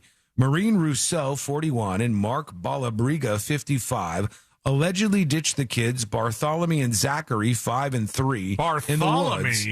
Yeah, under the guise of a treasure hunt. That's what they were told. Here's the mom. She got them crazy eyes. The mom, 41 years old. These 2 little kids, my God. That's messed up. They're little kids. They're just looking up, like looking up at some strangers here, I guess. No, you got to look down to find the treasure. The children were later found crying and screaming on a rural road in Portugal on Tuesday evening. Didn't find the treasure. Before the parents were caught over 100 miles to the north. They said they ended up being rescued. The boys were seen clambering around the car, one squeezing through the driver and passenger seats. The parents were caught knocking back lattes and enjoying pastries while soaking up the sun in a cafe terrace after ditching the kids. When they left the kids, they told them, hey, this is a treasure hunt.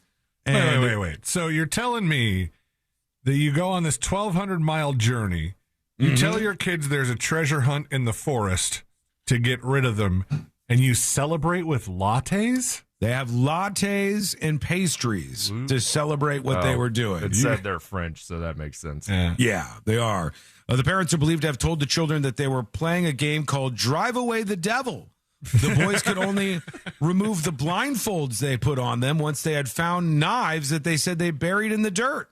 While the children obeyed, the couple reportedly made a dash for it and left them to their fate with nothing more than a change of clothes, 2 pieces of fruit, and 2 water bottles.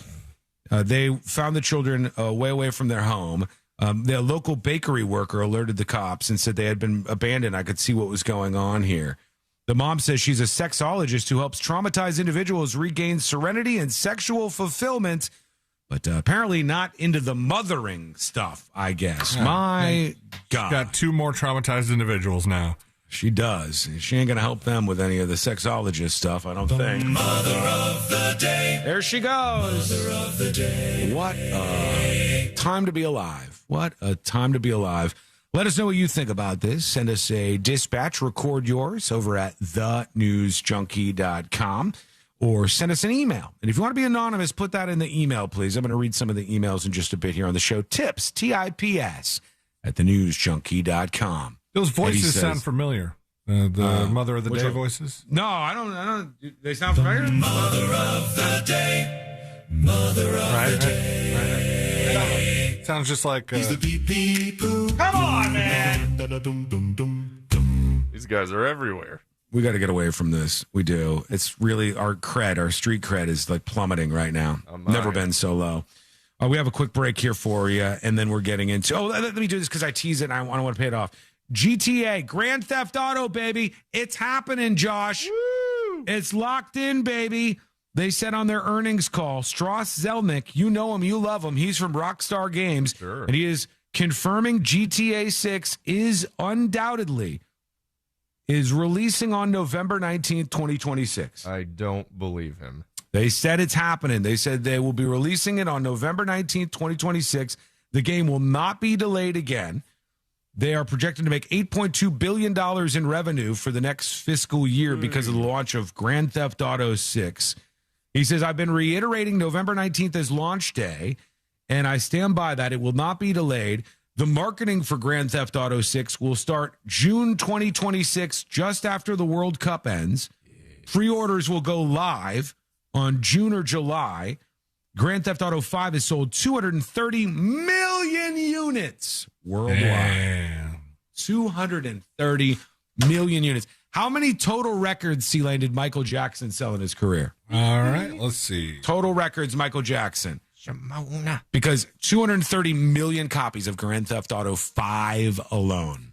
Michael Jackson sold over 338 million albums worldwide. When combining his albums, singles, and video releases, total sales exceed 400 to 500 million.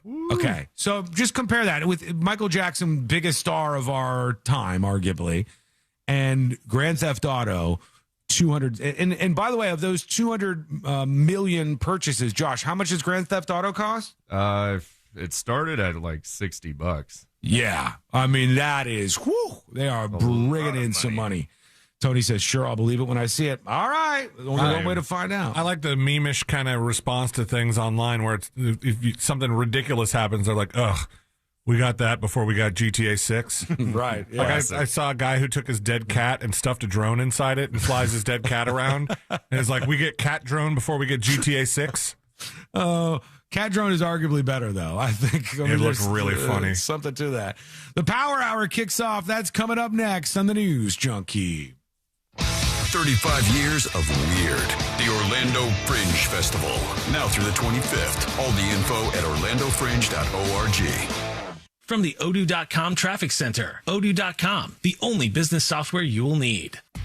That crash has been moved off to the shoulder on 408 westbound before I-4. Traffic still backed up. Look out for a disabled vehicle slowing things down on Florida's Turnpike southbound before that Consulate Drive exit. Traffic still stop and go westbound on I-4 through that World Drive area. You might run into some rainy conditions on I-95 and some parts of I-4. We got clouds rolling in. See traffic troubles? Call the Valvoline Instant Oil Change Traffic Tip Line at 866-676-8477. From the Traffic Center, I'm James Birmingham. This report is sponsored by True Green. True Green. Don't waste another weekend doing your lawn care yourself. Partner with the official lawn care treatment provider of the PGA Tour and get a golf course quality lawn the easy way. Sign up at truegreen.com. Then sit back and relax. If you want to buy or sell your home quickly, call Nick Lee. Download a free home buyer's guide at theNickLeeGroup.com.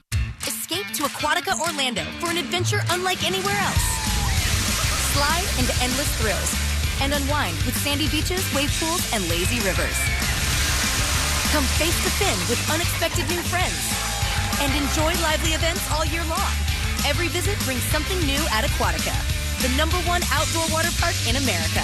Save up to 55% on tickets, fun cards, and passes during our Memorial Day sale. Hurry, offer ends soon. Taxes, service fees, blackout dates, and other restrictions may apply. If you're getting ready to sell your home or flip a property, time to listen up. A fresh coat of paint is the most affordable way to make a home look fully renovated, and that's exactly what We Paint Everything does best. Buyers don't see potential, they see walls. Fresh paint makes a home feel newer, cleaner, and move-in ready without renovation-level costs. Before you list it, paint it. Call Raphael at We Paint Everything, 407-657-2000 or WePaintEverything.com. Eligibility and results may vary. If you're on Medicare and living in the Orlando area, getting great dental care doesn't have to be confusing or expensive. Sage Dental is here to help you understand your Medicare benefits and make your care...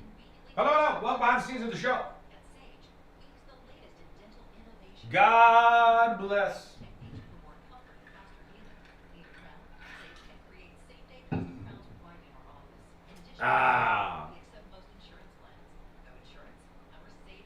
TNJ chat says, breaking, Trump is not going to his son's wedding. Huge news that will certainly impact your life. Breaking news, Trump is not going to his son's wedding. I don't know how to handle this. I don't know if we could do the power hour.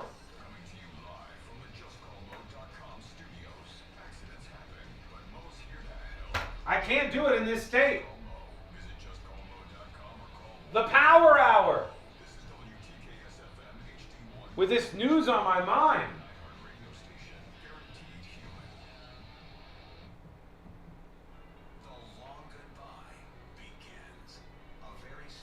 Wow! The man delivers again! He delivers again! Brace yourself! Here it comes!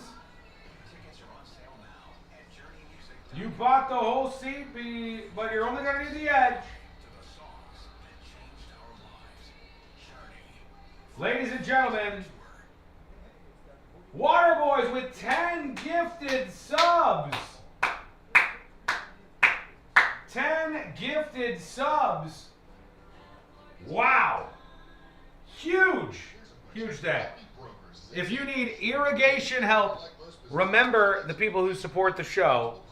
Remember Waterboys for your irrigation needs.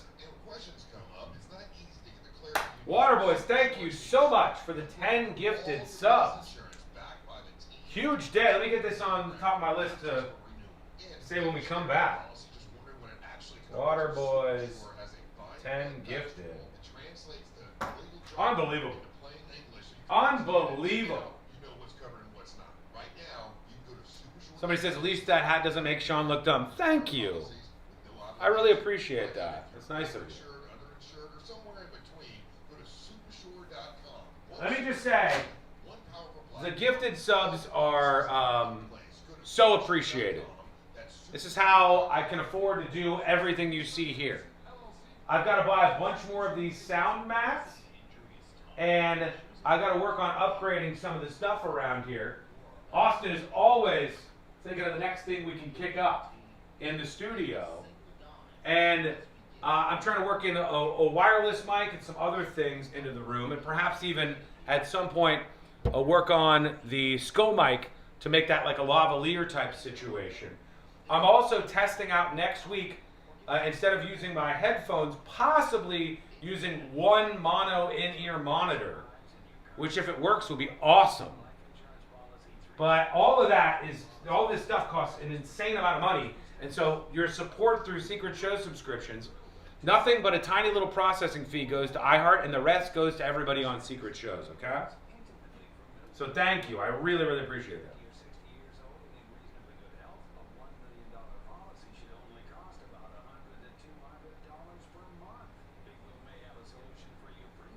$90 seconds. Stand by. Okay, stand by.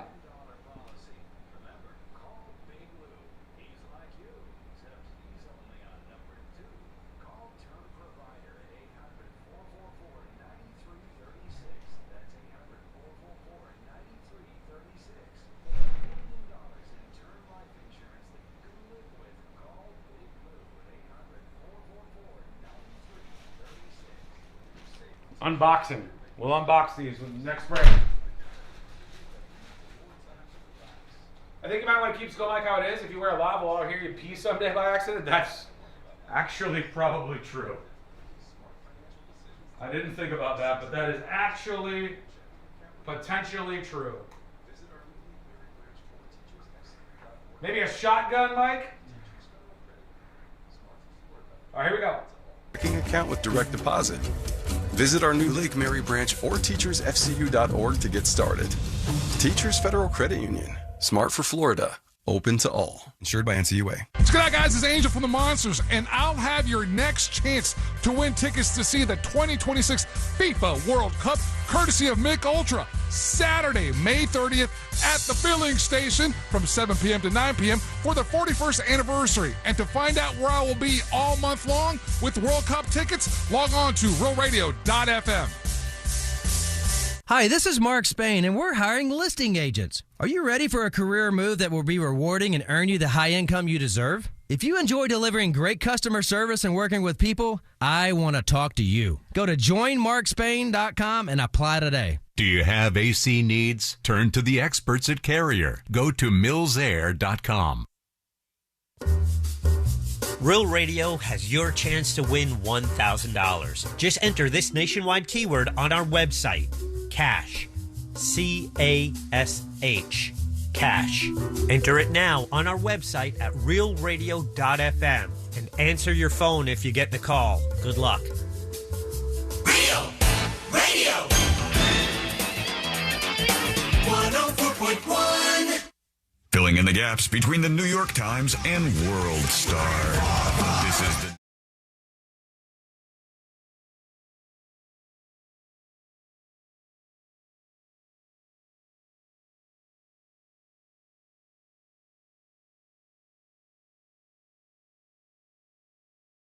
Just a moment here on the show.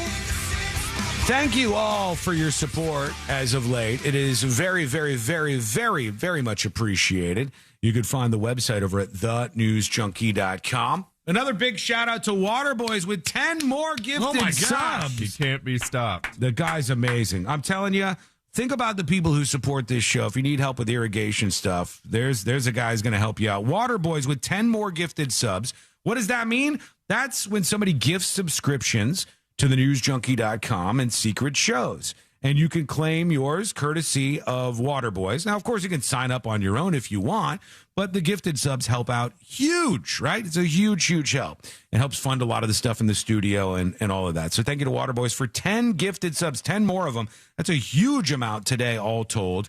And you can continue the gifting or just sign up for secret shows, which drop every Friday at 5 p.m. Every Friday at 5 p.m. on thenewsjunkie.com. All right, let's see here. A couple of things I want to get into, but first things first, let's do the Power Hour. They said it couldn't be done. Then they said, I'm a former employee, and here's what's really going on behind the scenes. It's time for the Power Hour on the News Junkie.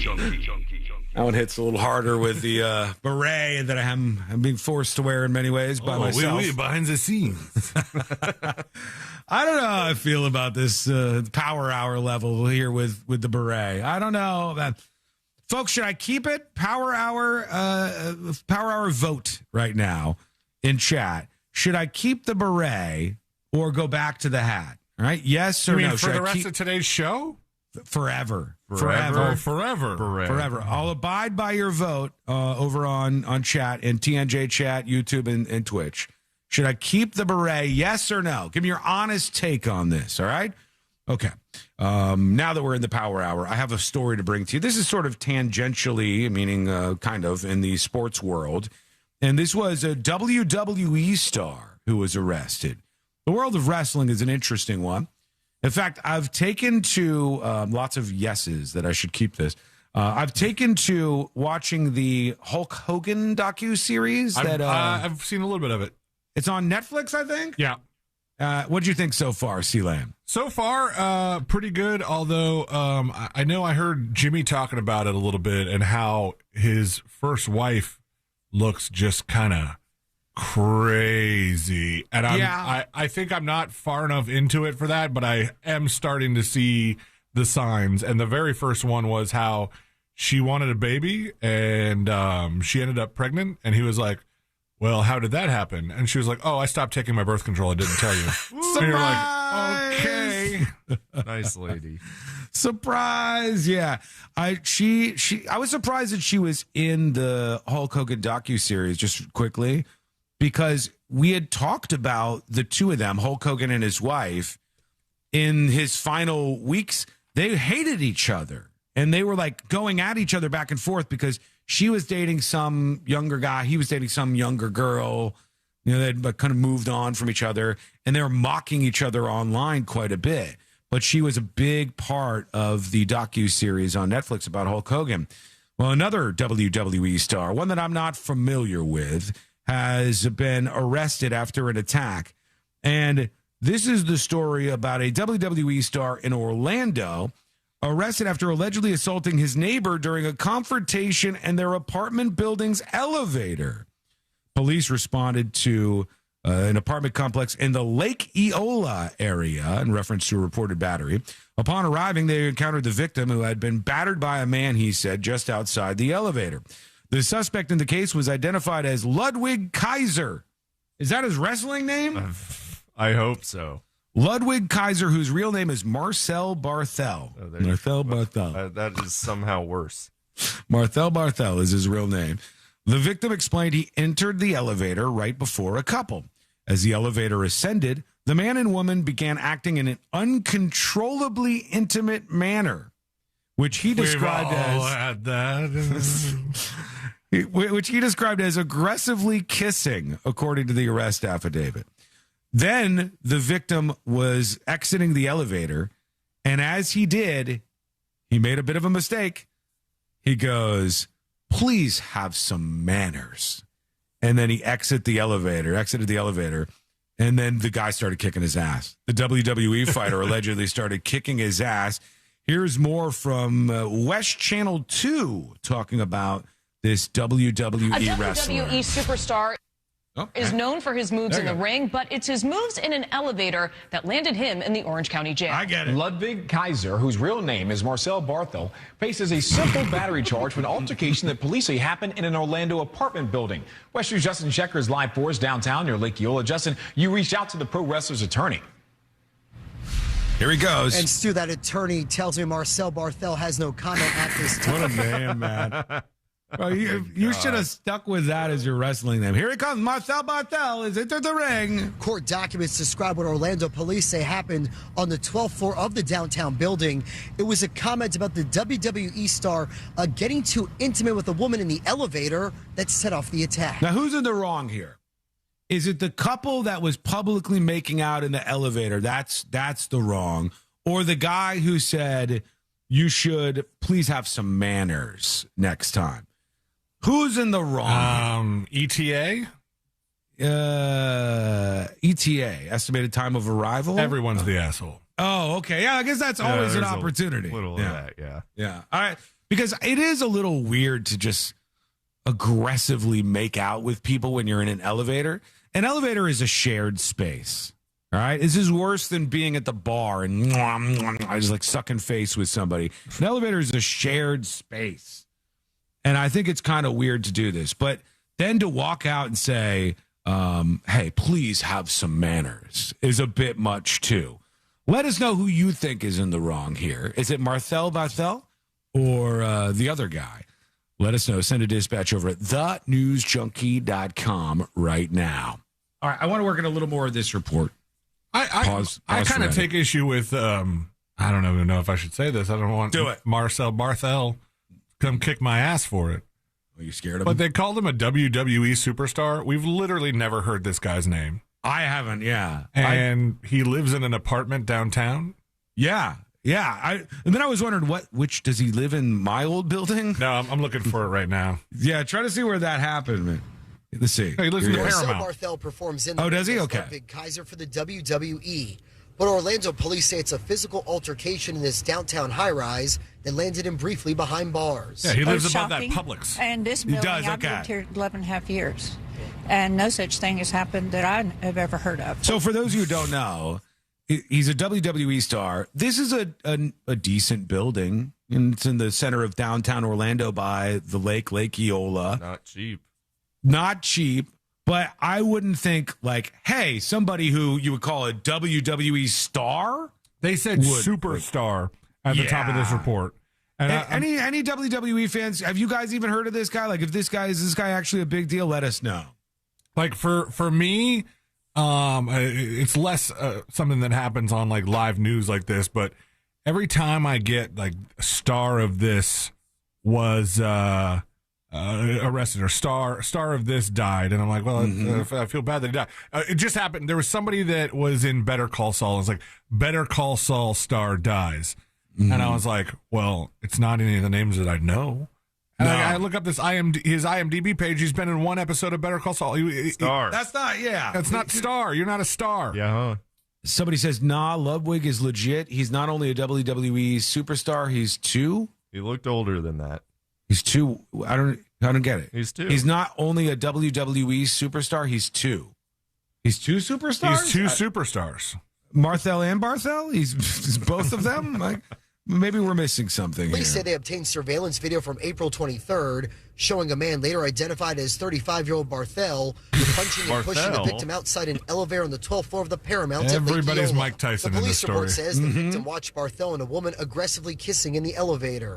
It explains Barthel attacked him after he told the couple, please have some manners. It's never okay to put your hands on somebody. The responding officer says he observed a fresh scratch. Just a quick little clip from that guy. That guy could be unrelated to this completely, I think he's like man on the street interview. All they got was a second out of that guy. The victim watched Barthel and a woman aggressively kissing in the elevator. It explains Barthel attacked him after he drive-by interview right here. Please have some manners. It's never okay to put your hands on somebody. The responding officer says he observed a fresh scratch and redness on the back of the victim's head. Well, I'm really sorry. It shouldn't happen. Barthel's attorney says the pro-German wrestler learned about his arrest warrant for misdemeanor battery while working in Mexico. He then flew back to Orlando and turned himself in at the Orange County Jail on Wednesday. Court records show the attorney already entered a written plea of not guilty. While Barthel doesn't live far from the WWE Performance Center in East Orlando, his attorney also filed a motion to allow him to travel. He writes, Mr. Barthel is an international performer who is required to travel throughout the United States and around the world. Somebody says he's an extremely low-level talent. To remain employed. The motion says he doesn't have a criminal history and he's not a danger to others. Well, he's a danger to people who say, hey, could you, if you don't mind, please have some manners? Because he kicked that guy's ass for calling him out for making out with his partner in the elevator. So for your two answer, he plays two characters, Ludwig Kaiser, and also a masked wrestler named El Grande Americano. Shut up. You serious? So he's two different performers in one? This guy's pulling double duty out there? I guess so. All right. I mean, look, I'm going to tell you, it's not easy to get in the WWE. You have to be a pretty lucky person and a talented person to get there. But I don't know why he decided to kick this guy's ass. That might have been a bad move on his part. Marcel Barthel, if you're out there, we will take your statement on this. If you want to join us on the show and defend yourself, maybe you got a different side of this story, hit us up and we'll give you some space to talk about this. All right? Tips at thenewsjunkie.com, TIPS at thenewsjunkie.com. Okay. A couple of dispatches real quick. A lot of you are joining with us, I guess, on Fun Hat Friday, which we didn't give it that name, but Swilly is that is quite the knit cap, my friend. It looks warm. Yeah, that's something else in the 91-degree heat today for you out there. But you can see that on the submitted dispatches side of things. Somebody says, who wore it better? It's me and Lord Farquaad. Some of you may die. Which is fairly accurate. I am giving off some Farquaad vibes with the hat that I'm wearing on the stream today. Come peek in, youtube.com/thenewsjunkie. All right, let's see. Let's get to, here is Anonymous talking about the late night talk shows. Hey, junkies, Joe in Palm Bay. Hey, Joe. Commenting about late night talk shows. Mm-hmm. I'm just kind of sick of them myself because too many of them, all they want to do is talk about politics. And if I'm watching that, I'm trying to escape from all that kind of stuff. True. Wiggle, wiggle, pop, pop. Yeah, I think a lot of people were turned off by that. Here's Bart versus Bill Gates. Sean, you look more like the Curtis Silva guy, the guy that ran for the New York City mayor position last year. Flewa. You're giving his vibe right now. Yeah. Have your show guys bye. Google him. Guardian Angels, dude. Curtis Sliwa. All right. Okay. He came up a lot in our conversations when he was running. Did he have some? Was there something weird about him? He was getting crazy into it. He didn't like Mom Donnie. And I think they were like kind of arguing or whatever. I guess it looked. I can see it. It is a red beret, and here I am. Okay, maybe one more here very quickly. Over to VW Shane talking about Soulja Boy for some reason. All right. What up, junkies? Happy weekend. Not sure if y'all heard, but Soulja Boy is playing at a Pokemon convention this weekend in Orlando. I personally cannot wait to haggle over cardboard while Kiss Me Through the Phone is blaring behind me. Mm-hmm. Also, quick shout out to all the teachers. It's a good one. Last day of the school year, specifically to my wife. You kicked ass this year. Super proud of you.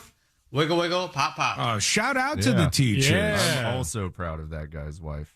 Mm-hmm. And the teachers. And the teachers, too. Okay, quick break. When we come back, there is a brand new sporting event. It's quite controversial. It's this weekend. What is it? It's coming up next on the News Junkie. Real Radio is on Instagram at Real Radio 1041. Sponsored by the law offices of Anajar and Levine Accident Attorneys. Call the law offices of Anajar and Levine at 1-800-747-FREE. That's 1-800-747-3733. From the Clausman Law Traffic Center, car crash, call Clausman Law. ClausmanLaw.com.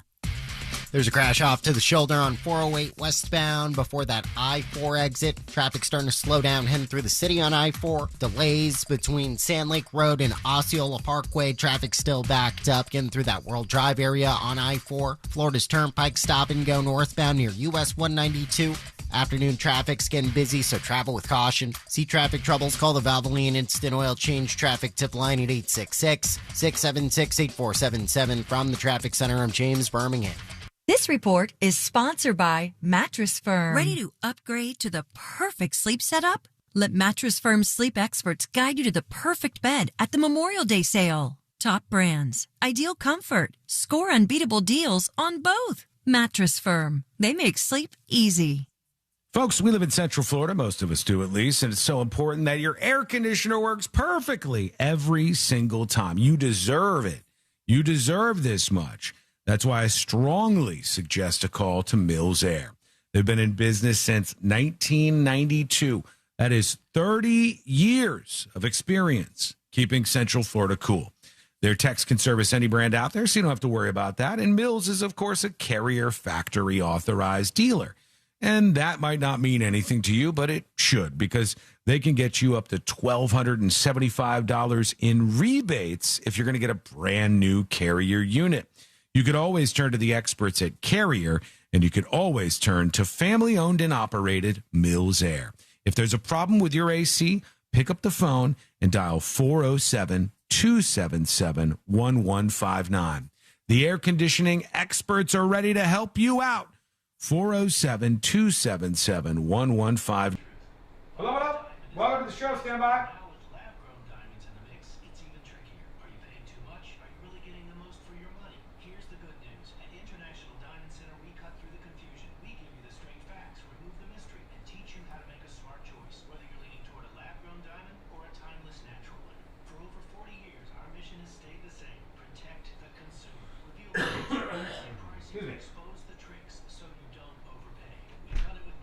Hello?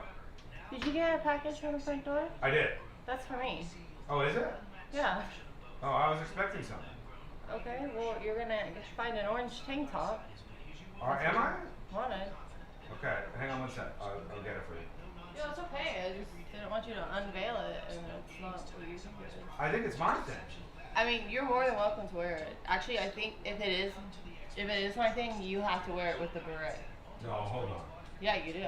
I'm pretty sure it's my thing. You have to wear it with the beret if it's I mine. will.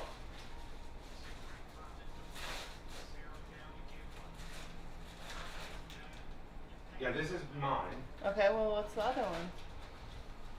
Sean Lawson. Swear to gosh. Why did it say mine was, did they deliver it to the neighbor again? I don't know. These are the only things that I saw out there. I'm sorry. No, it's okay. Are you sure it said delivered? Yeah. Maybe is it possibly still out there? No. But I really did want to see you in my lunch tank top. I'm not putting on. I'm not going to fit in your clothes, for God's sake. Too big.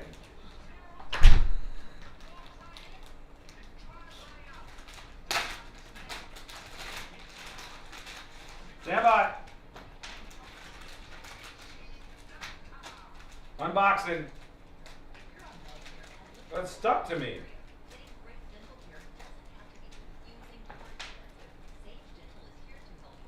Man, this kind of looks like a piece of junk.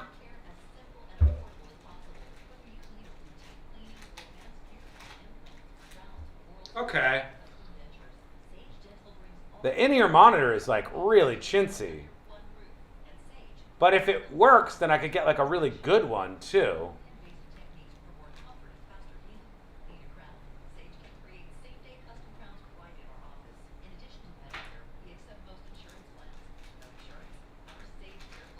Okay. Put that in there. Then I need one of these adapters.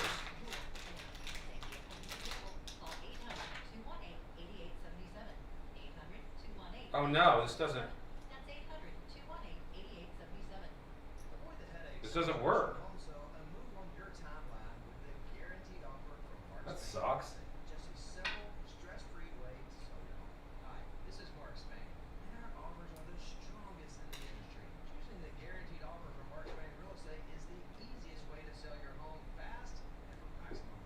Okay. Hey, how do I do this? How do you wear these things?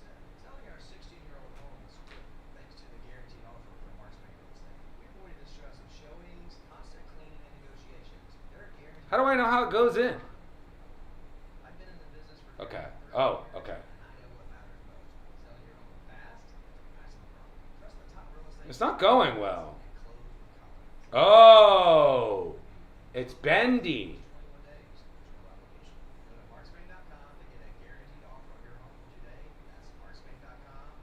Okay. Okay. Yeah.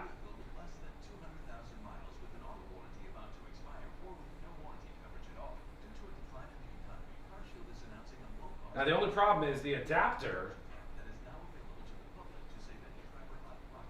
It doesn't, like, you would just think that this would just go into this. But it doesn't.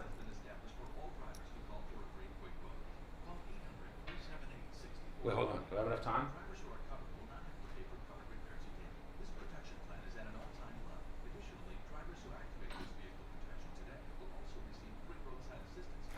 What about this? Oh, I think that works.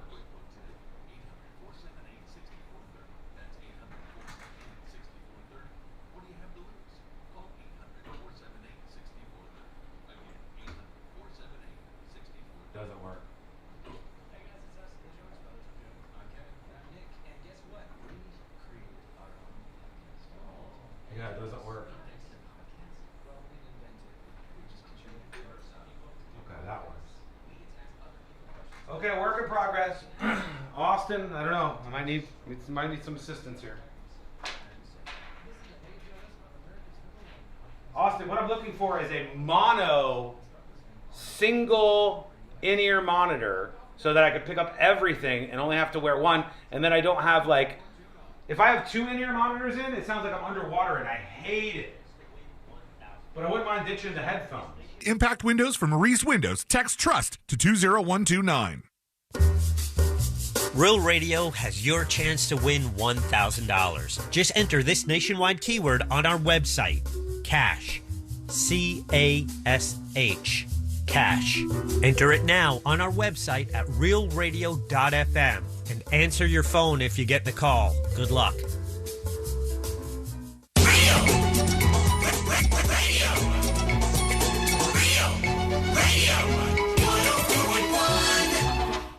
If it's important to you, it's on and probably being mocked by.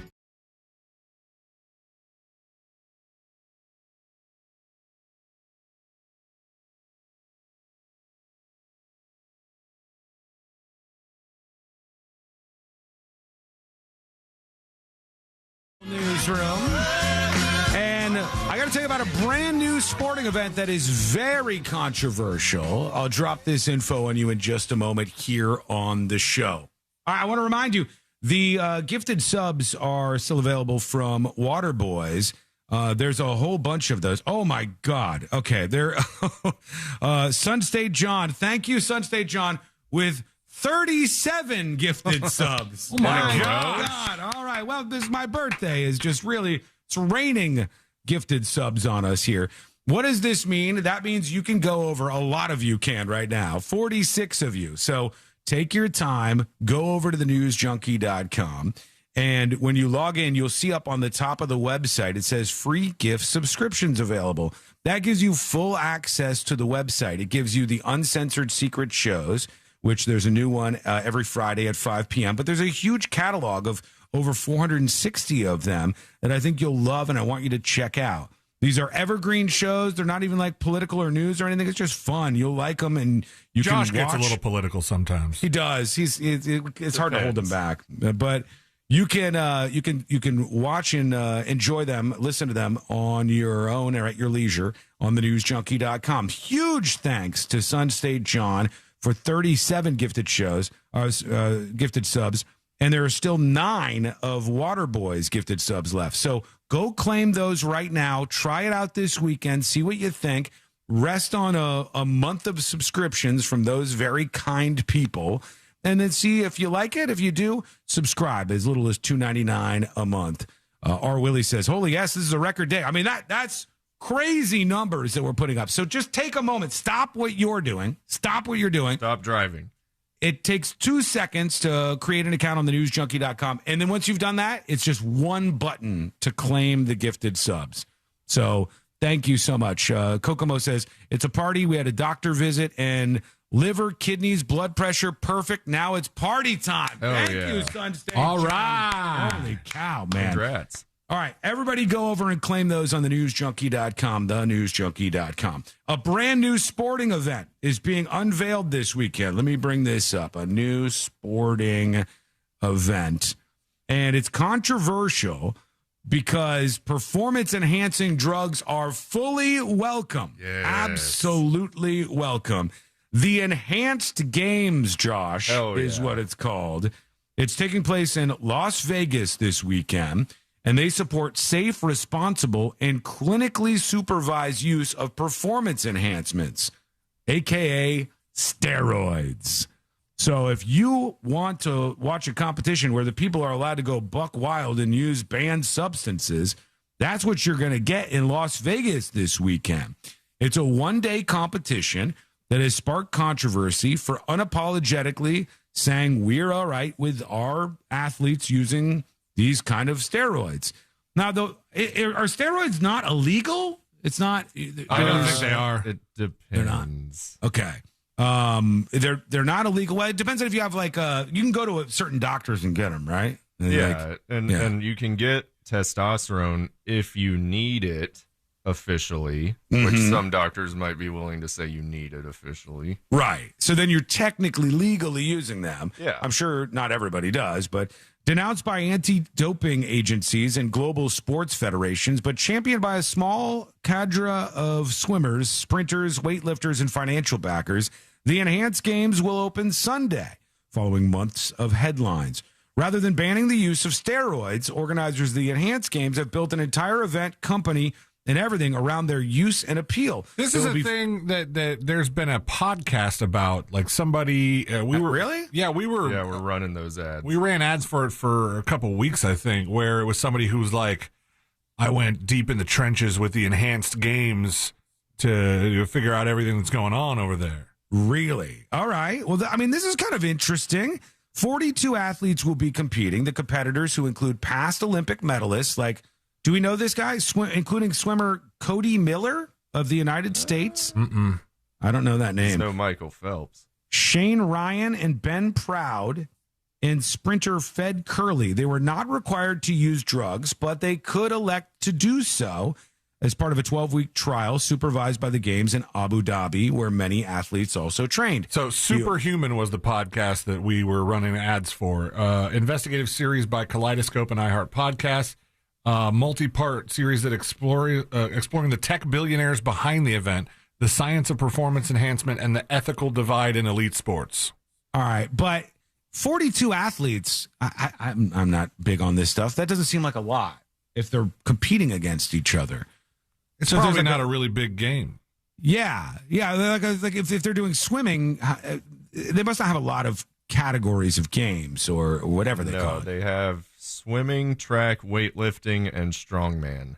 Oh, wow. The strongman thing must be nuts. And then the whole thing concludes with the Champions concert headlined by The Killers. No way. They got The Killers playing?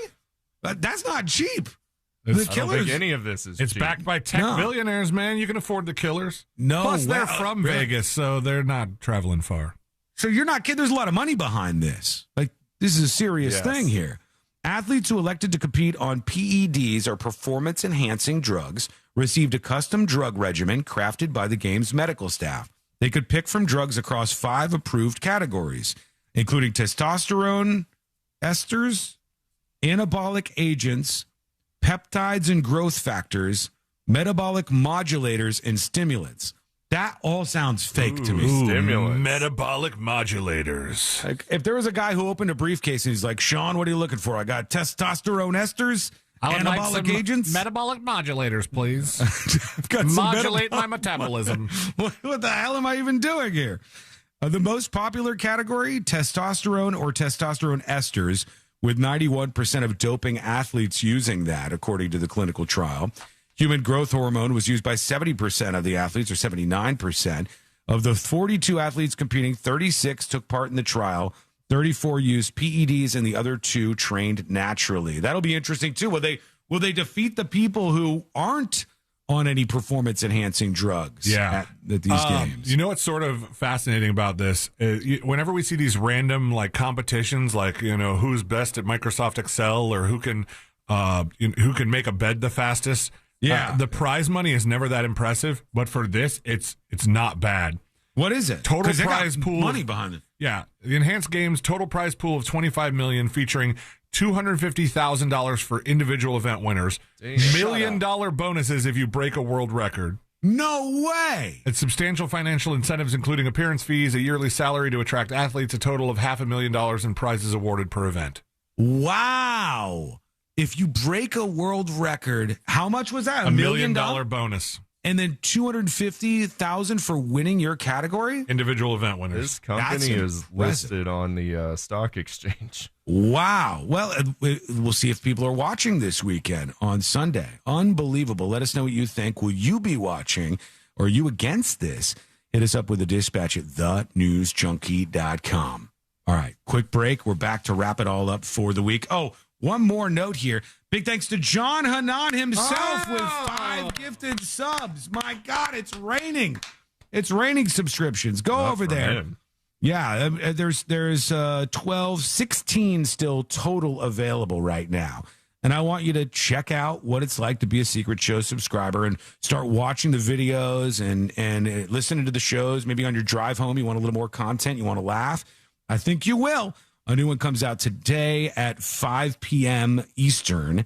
And thanks to John Hanan, Sun State John with the 37 gifted, and Waterboys with the 10. It is so, so, so appreciated. And thanks. Go grab those now while you have the opportunity. Make yourself a brand new Secret Show subscriber. Those are clickable over at thenewsjunkie.com. Final dispatches, stories that didn't make the cut. And today I'm going to wrap everything up for a Friday. That is coming up next on the News Junkie. Mistakes aren't bugs here. They're future best of segments. Real Radio 104.1. Guaranteed human. This weather report is brought to you by Mills Air.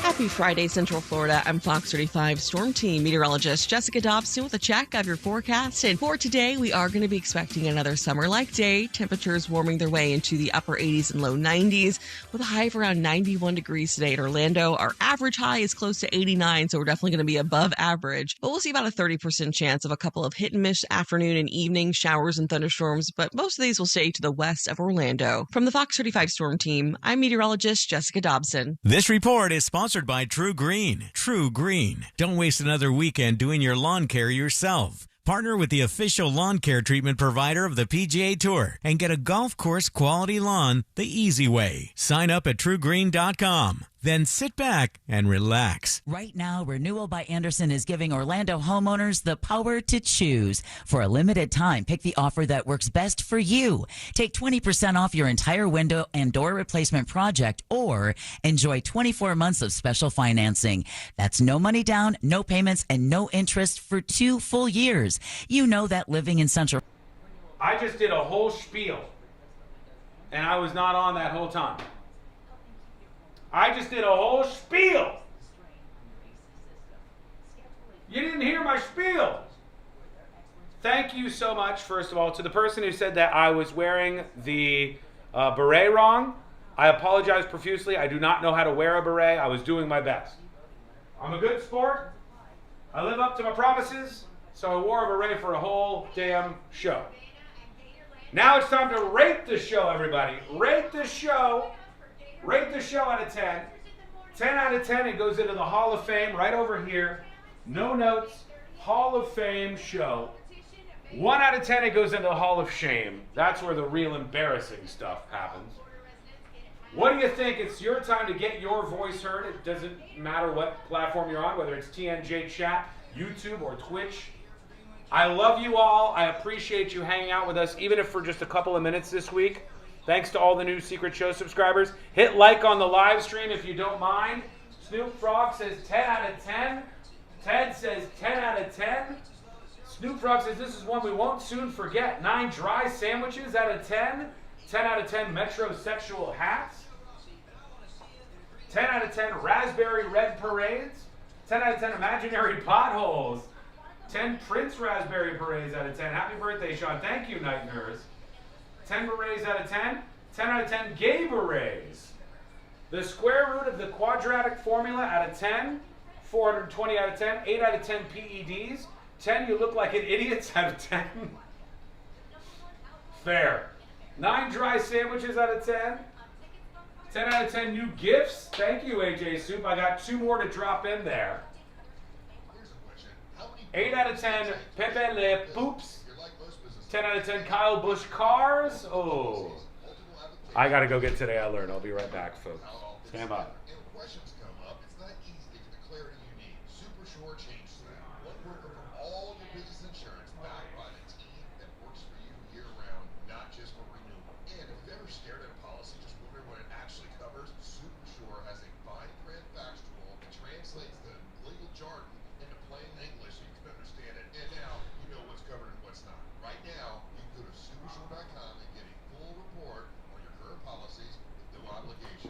Oh, hey.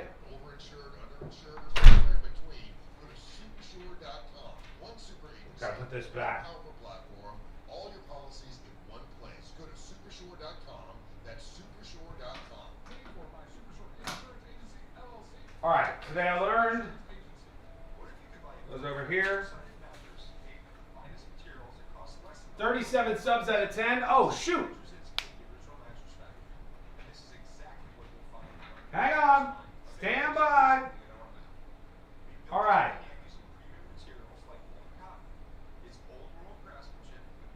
Let's see.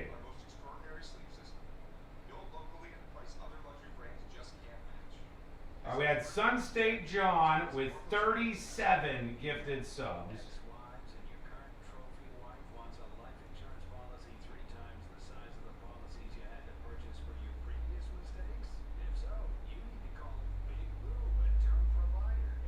Boom! 37 gifted subs. Unbelievable.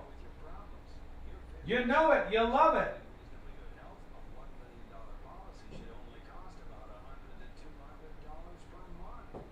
And then we had John Hanan with 5.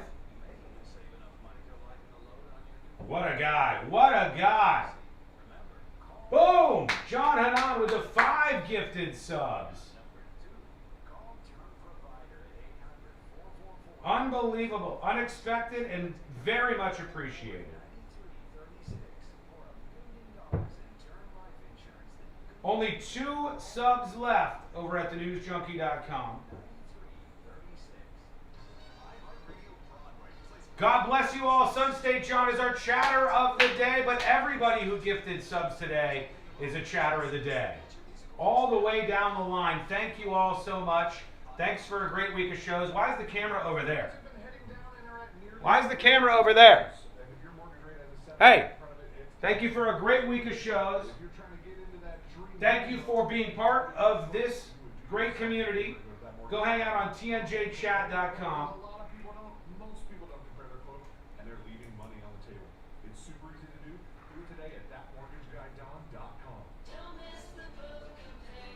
Stay gold. Most people don't compare their quote, and they're leaving money on the table. It's super easy to do. Do it today at thatmortgageguyDon.com. Don't miss the boat. Compare your quote with thatmortgageguyDon.com. HCA Florida Gainesville Hospital has opened its doors, featuring state-of-the-art technology and nationally recognized physicians. More convenient access to high-quality care. HCA Florida Gainesville Hospital, located at I-75 and Archer Road. This earful of Real Radio is sponsored by We Paint Everything. Visit WePaintEverything.com. Radio. 104.1. Watching the world burn with some friends since 2007. This is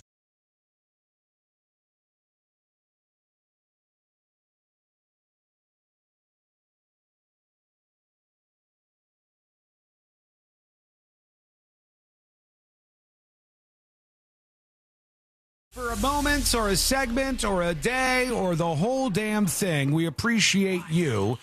You can learn more about the show over at thenewsjunkie.com. What a time. What a time to be alive. Let's hear it for Josh. The man did a show in chainmail. Look at it. Never been done before. Never been done before. Did a show in chainmail. And somebody said with the new gifted subs, he might be able to afford the rest of the chainmail outfit, which is true. I hope so. Yeah, I might be able to make that happen.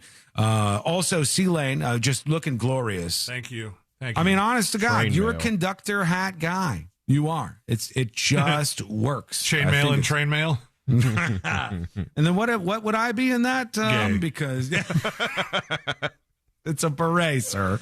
Okay? French, it's a same beret. thing. And I rocked it as promised for the entirety of a radio show where most people can't see us at all. But for those of you who can, over on youtube.com/thenewsjunkie. Bradshaw was very surprised. He was very confused when he walked in. What's happening? What are you guys doing? What are you wearing?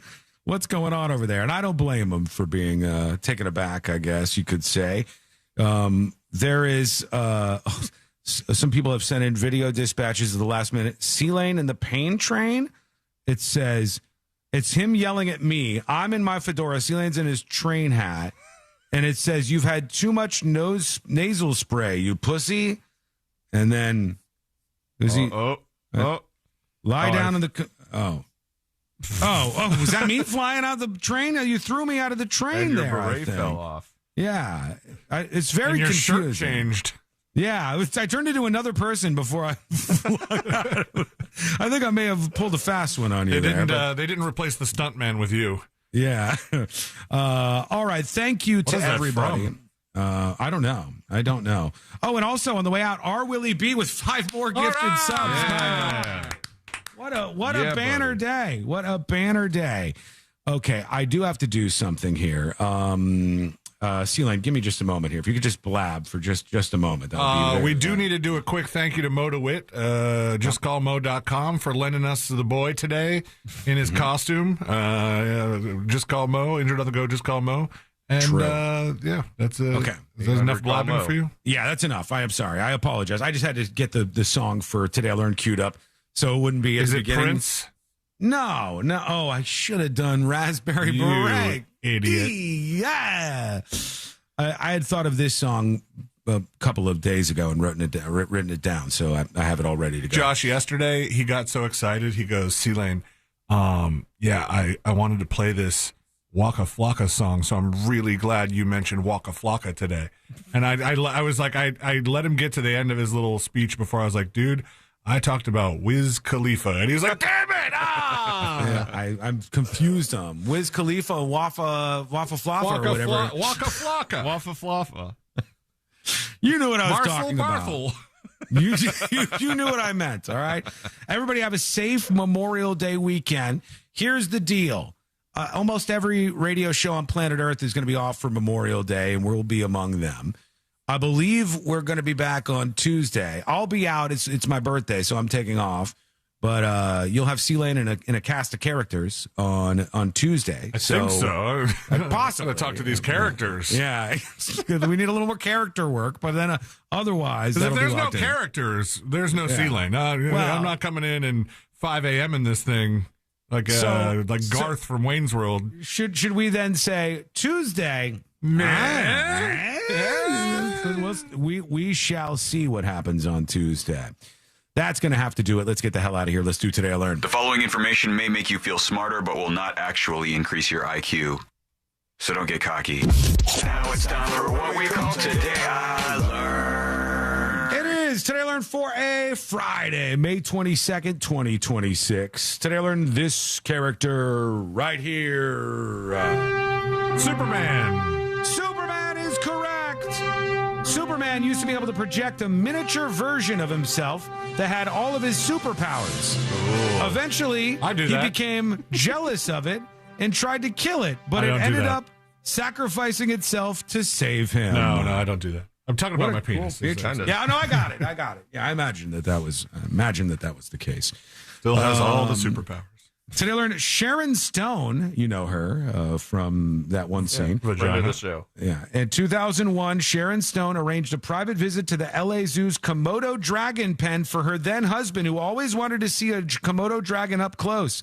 However, the dragon attacked him by biting his foot and attempted to eat it by jerking it back and forth. He survived, but the top half of his foot was gone. Yeah. Again, his penis. That's what he's talking about. All right, everybody? Oh, God. New secret show drops at 5 p.m. It's Friday. Here we go. Today I learned this band. And blood that makes me Mr. is correct. Barthel. Today I learned Mr. had the #1 single in December of 1985 with this song, Broken Wings. You might have it in your head for the rest of the day. If so, I'm sorry. Josh, great job as usual, buddy. Thank you. There he is. Chainmail yourself on home. Okay. C-Lane, have an enjoyable weekend. I will. We'll see you all next week. Same time, same place. Tuesday Missed any of the at show? Get the podcast over at thenewsjunkie.com. We'll see you next time, everybody.